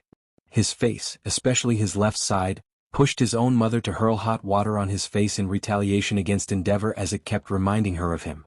Katsuki growled as he saw his words weren't getting to Shoto. This was harder than he thought. After all, he wasn't some emotional apathetic idiot like Izuku. Speaking of the devil, he heard his voice in his head. Deku decided to throw his own 2 cents into the mix since Bakugo was lacking from the emotional part. From a simple glance and from Katsuki's words, Deku in amusement knew what Katsuki was trying to do. Katsuki heard the words from his old friend turned victim, and immediately memorized it. He quickly began to build on how to lead up to those words from what he knew. My quirk comes from the combination of my parents' quirks, glycerin and oxidizing sweat. Both aren't very good for fights, but hell, my old hag could probably kick half of the heroes as even with her quirk only giving her smooth skin. You got that right, brat.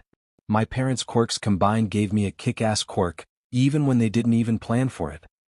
Katsuki declared to the other teen with grin, antagonizing him and throwing salt at his wound.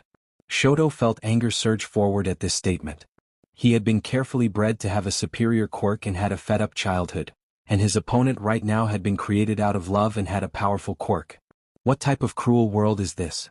But you know what? It's not my father or my mother's quirk. It's my quirk. We're in a battle, fighting to see who's better. There's no who's father or mother shit. There's only ourselves. So use those flames of yours. It's your quirk, isn't it?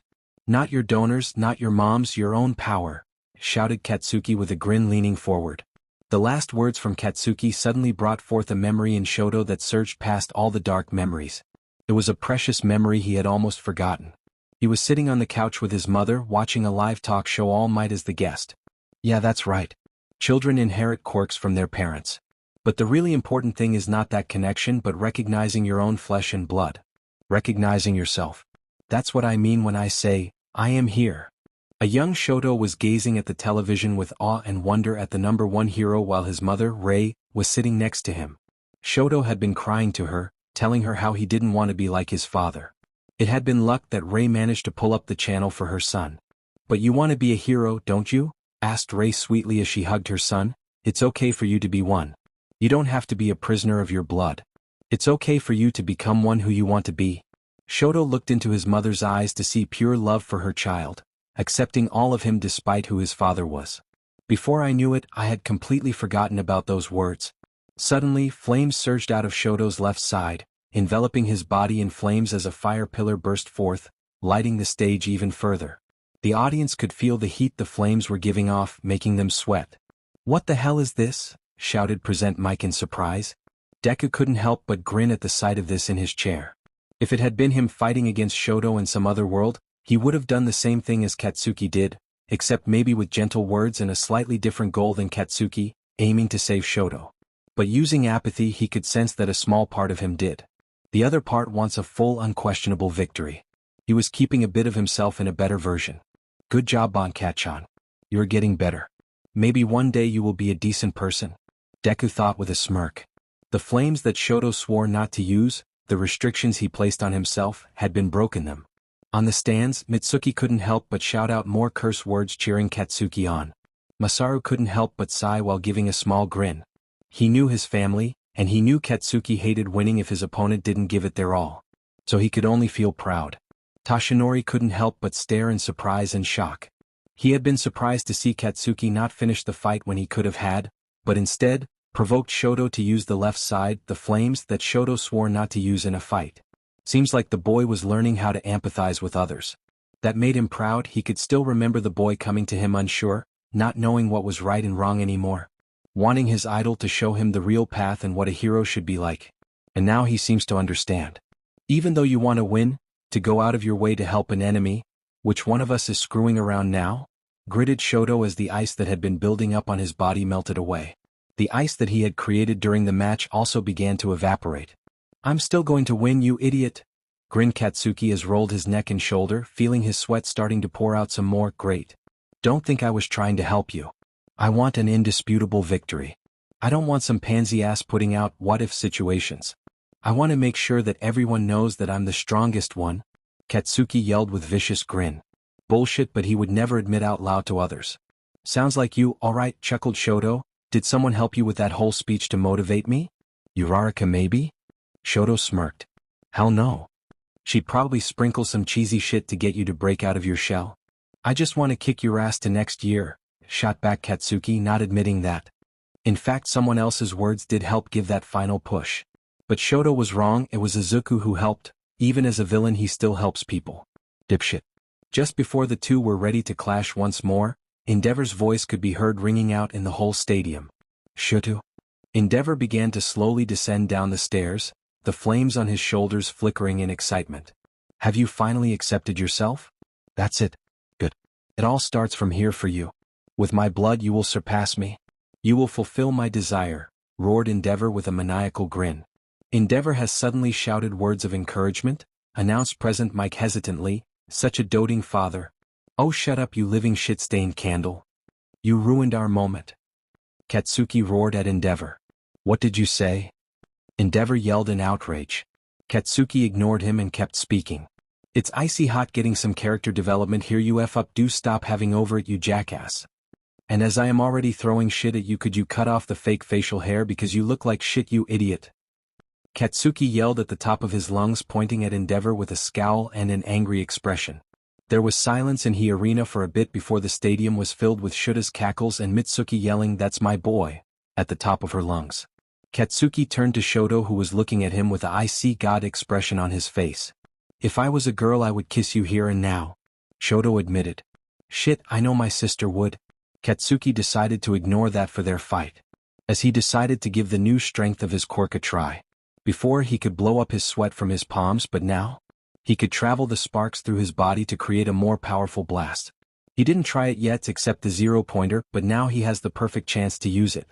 The two stared at each other, ignoring the shouts of the crowd. "Kick his ass, brat," shouted Mitsuki. "Splatter that two-faced punk." "Honey, you're getting too loud," hissed Masaru as he futilely tried to pull Mitsuki down. "That's Endeavor's son you're talking about. What if he hears you?" "Then I'll kick hisses too," shouted Mitsuki with grin. Shoto suddenly stomped the ground with his right leg, ice quickly forming all around him, chilling the air as it did so, but the flames on his left protected him from freezing himself.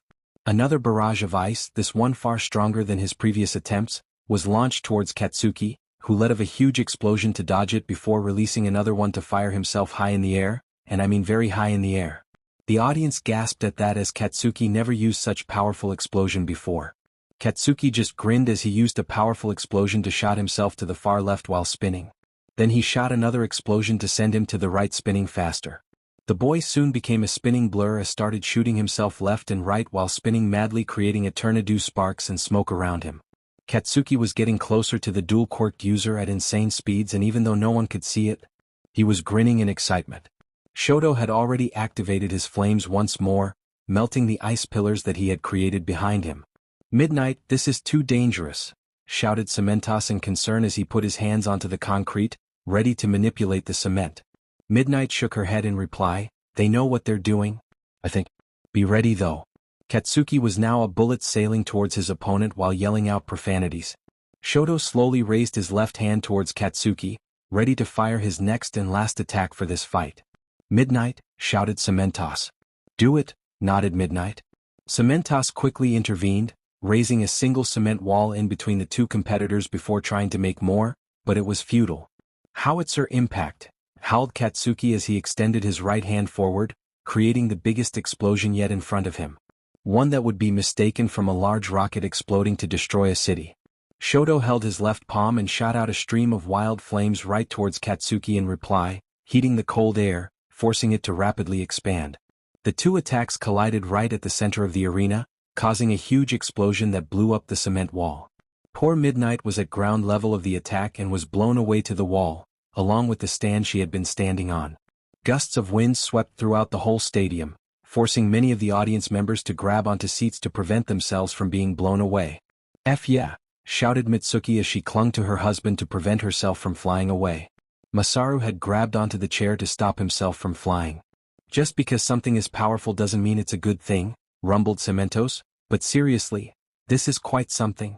Present Mike had fallen backward on his seat, his feet in the air, and spoke. "What was that just now? What the heck is it with your class?" Shoyuta made a quick explanation of how Shoto's attack created an explosion almost matching Katsuki's own explosion. "Yurdi, I can't see a thing?" "Just who won the match?" complained Present Mike with groan. Midnight slowly picked herself up from the rubble, her mask having fallen off her face due to the shockwave. Luckily, despite being so close to the impact zone, her ultra-thin bodysuit didn't tear up nor cause a wardrobe malfunction. She narrowed her eyes, trying to see past all the dust that was slowly clearing up.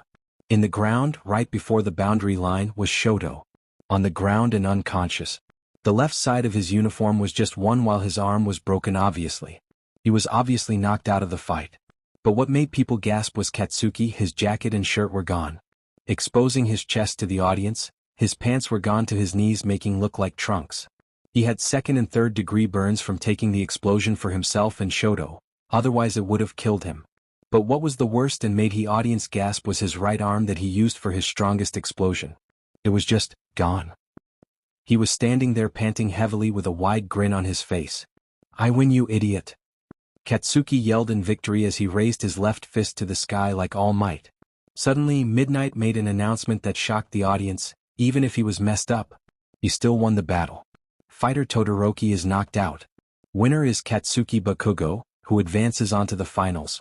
A clap broke out from somewhere in the audience, which was followed by a multitude of clap until the whole stadium broke out in applause and cheer. Holy shit, that was unexpected. That was epic. Man, can't believe that kid managed to knock Endeavor's kid out like this. I know, right? Not only that, he baited the other to go all out and still won. Still, the poor guy lost an arm for it. Needless to say, many had their eyes on Katsuki while he was being carried on a stretcher to the infirmary by paramedic bots. Shoto, who woke up few minutes after the explosion and didn't even need help to go to the infirmary, slowly walked out of the arena and into the hallways, only to stop as Endeavor stood in his path. "Get out of my way." "Aren't you going to say that?" stated Endeavor with his flaming eyebrows raised before starting to lecture. "You need to control your left side.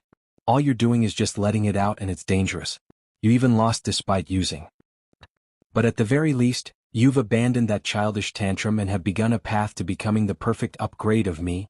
Endeavor raised his hand towards Shoto so he could take it. "After you graduate, come work for me. I'll lead you to the path of the might.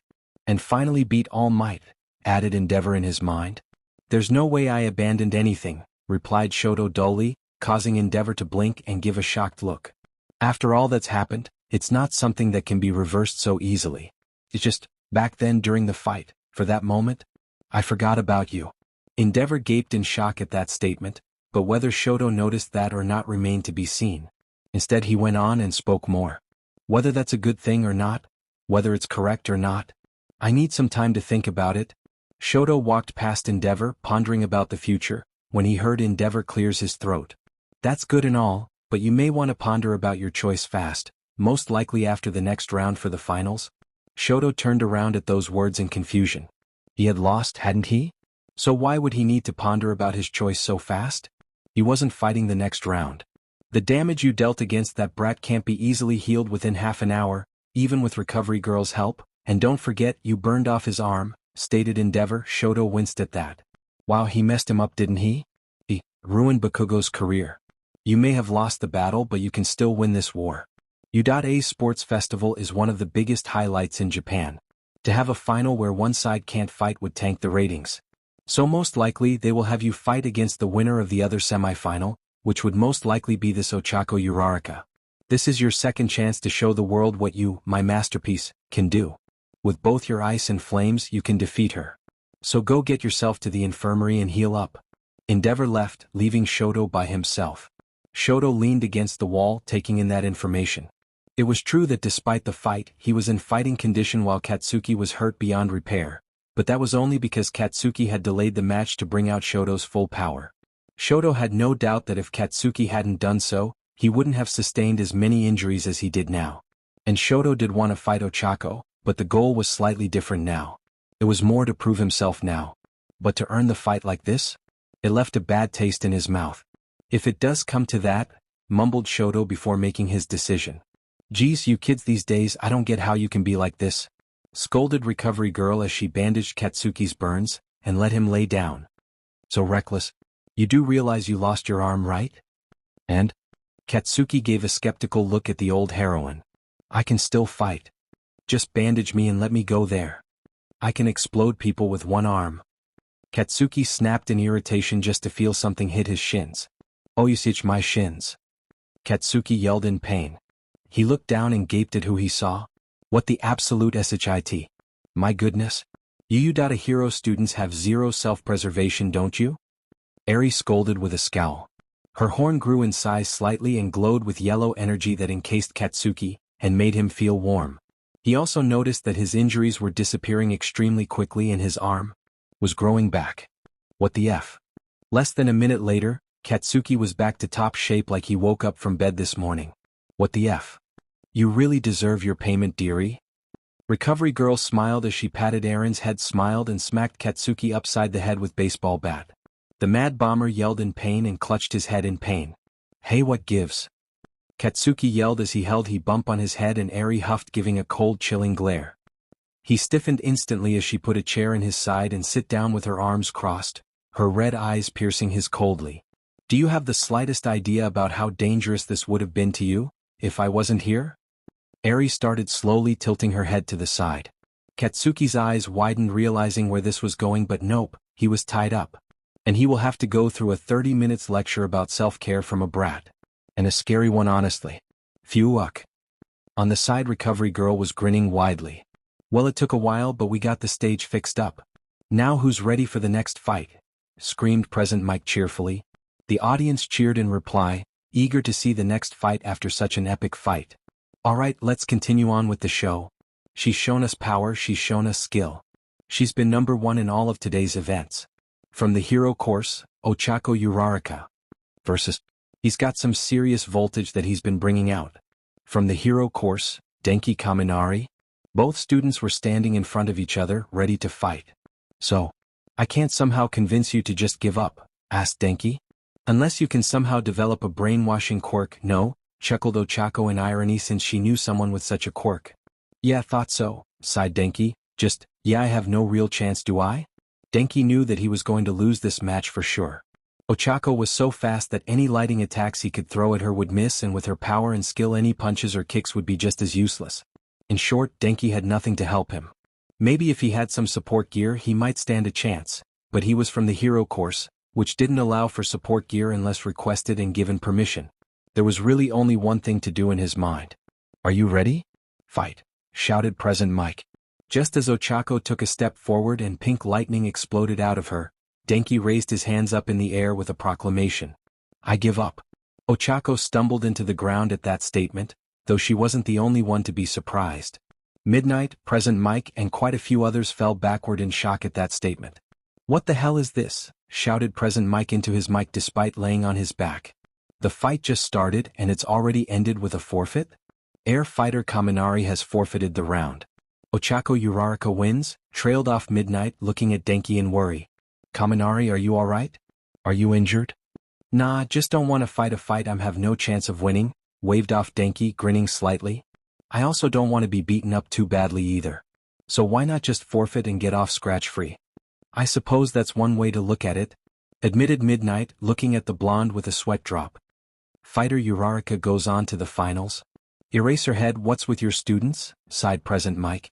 Quite a few of the audience members had started to boo at Denki's decision, wanting to see another exciting fight.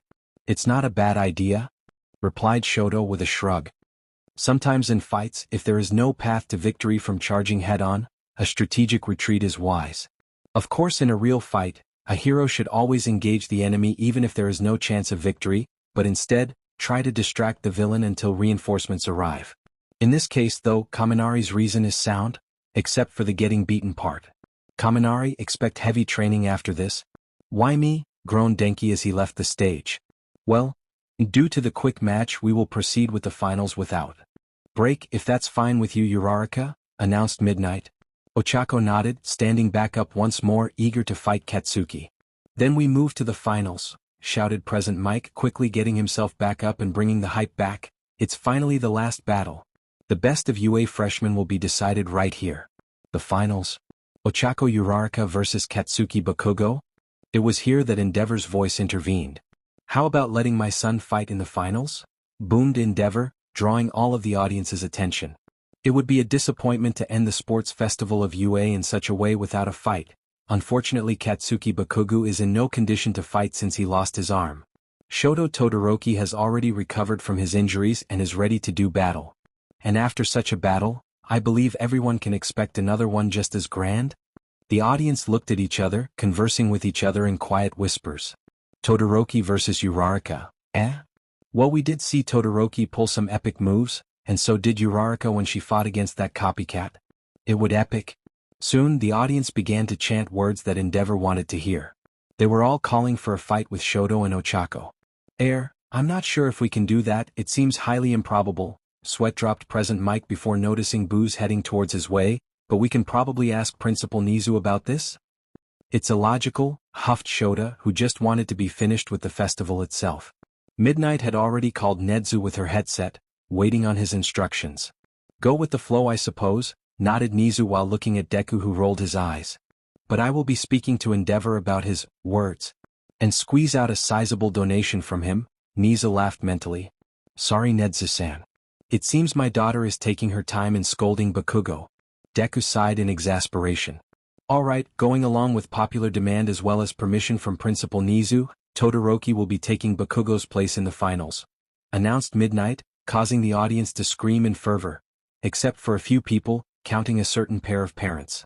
Hashtag $% hashtag dollar that's bullshit. Cursed Mitsuki, booing as she did so. My son was the one who beat his ass. Why does he get to go again? Brat, where are you? You can't let this match go.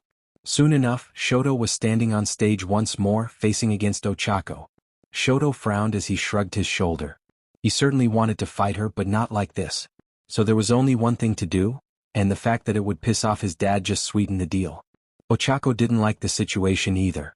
She was ready to fight Katsuki, who had rightfully earned his place. She didn't have anything against Shoto, but Katsuki had sacrificed a lot to get his opponent to fight full power. Ochako knew Katsuki would have won if he didn't spend extra time baiting Shoto to use his full power so he could show everyone that even with Shoto's full power, he would still stand victorious. Alright, Todoroki versus Uraraka. Ready? Fight dash. Hold the F up, you idiots! A voice roared loudly from one of the exits. Everyone's head turned towards the exit to see Katsuki walking out of the exit completely fine, not a scratch on his and his arm back in place. Who the hell said I was done? I ain't giving my place to someone who lost to me. I'm the one who's going to win this whole thing. Bakugo seems to be alive and kicking, I guess? Blinked Present Mike, looking over to Shoyuta, who merely shrugged. Midnight, did you get any notice from Recovery Girl that Bakugo was in a condition to fight? Midnight touched her earpiece, then looked at Present Mike and nodded her head. Get your ass off, half and half bastard, barked Katsuki as he stomped up the stairs. Midnight looked at the two boys in confusion, not sure what to do. Katsuki had been cleared to fight and he was standing on the stage ready to fight. Ochako looked at Katsuki with a small smile on his face. Shoto just stood there with a stoic face, unsure what to do either. Well, nobody can say this year's sports festival for the first year isn't interesting, muttered Present Mike. Eraserhead, a little help here? Zizi, was the reply. Shoto stared for a second before shrugging his shoulders with smirk. Oh, now this will piss off Endeavor. The ring is all your, Bakugo. Give a good show. Shoto said as he turned and started walking off. Wait a damn minute. Endeavor yelled out, gaining everyone's attention. How the hell is that brat back to new? He had a lost arm, for F's sake. This must be some type of cheating. Endeavor bellowed. My son was the one about to fight. Katsuki turned to Endeavor and gave him the bird with growl. Yeah, F you. I am here now and you can't do a it about it, you idiot. Your kid lost to me, feel with it. Katsuki shouted before grinning. Hey Endeavor. Can you tell me what do you have in common with shit? Katsuki called out. That caused a lot of people to stare at him in shock and disbelief. You are both called number 2. Katsuki bellowed with cackle. There was silence for a second before Shoyuta, Deku, and Netsu started cackling in the same time. Mitsuki wasn't doing any better as she was losing her shit over that roast. That's my boy. Haha, please more. More? Mitsuki wheezed slightly. Honey, please don't stress yourself. Masaru groaned miserably. You? Endeavor looked at Katsuki with his eyes bloodshot in rage while the blonde flipped him off once more. I am fighting. I am winning. And there is nothing you idiot can do to stop me. So go sulk in some corner alone like the worthless bastard you are while I climb to the top. Katsuki declared before turning to Ochako. The brunette was staring at him with disbelief and a tiny bit of admiration. Let's go, cheeks. I want to have the best battle for this day. One that would be remembered when we are pros. Katsuki declared with his hands smoking. Ochako grinned savagely as pink lightning exploded out of her body. Her eyes zoomed on her blonde opponent. As you say, Katsuki-kun? Ochako said, cracking her knuckles menacingly. Thank you for joining us on this incredible journey through What If Deku Became the Villain Emperor. I hope you found it as intriguing and thought-provoking as we did. A big shout-out to DekuVerse for crafting such a compelling story. Don't forget to check out their profile on Archive of Our Own for more amazing works. The link is in the description below. If you liked this video, please give it a thumbs up, share it with your friends, and don't forget to subscribe to What If Deku 2.0 for more fascinating explorations into the world of fanfiction and fantasy. Your support helps us create more content like this, and we're always excited to hear your thoughts and suggestions in the comments section. See you guys in the next video.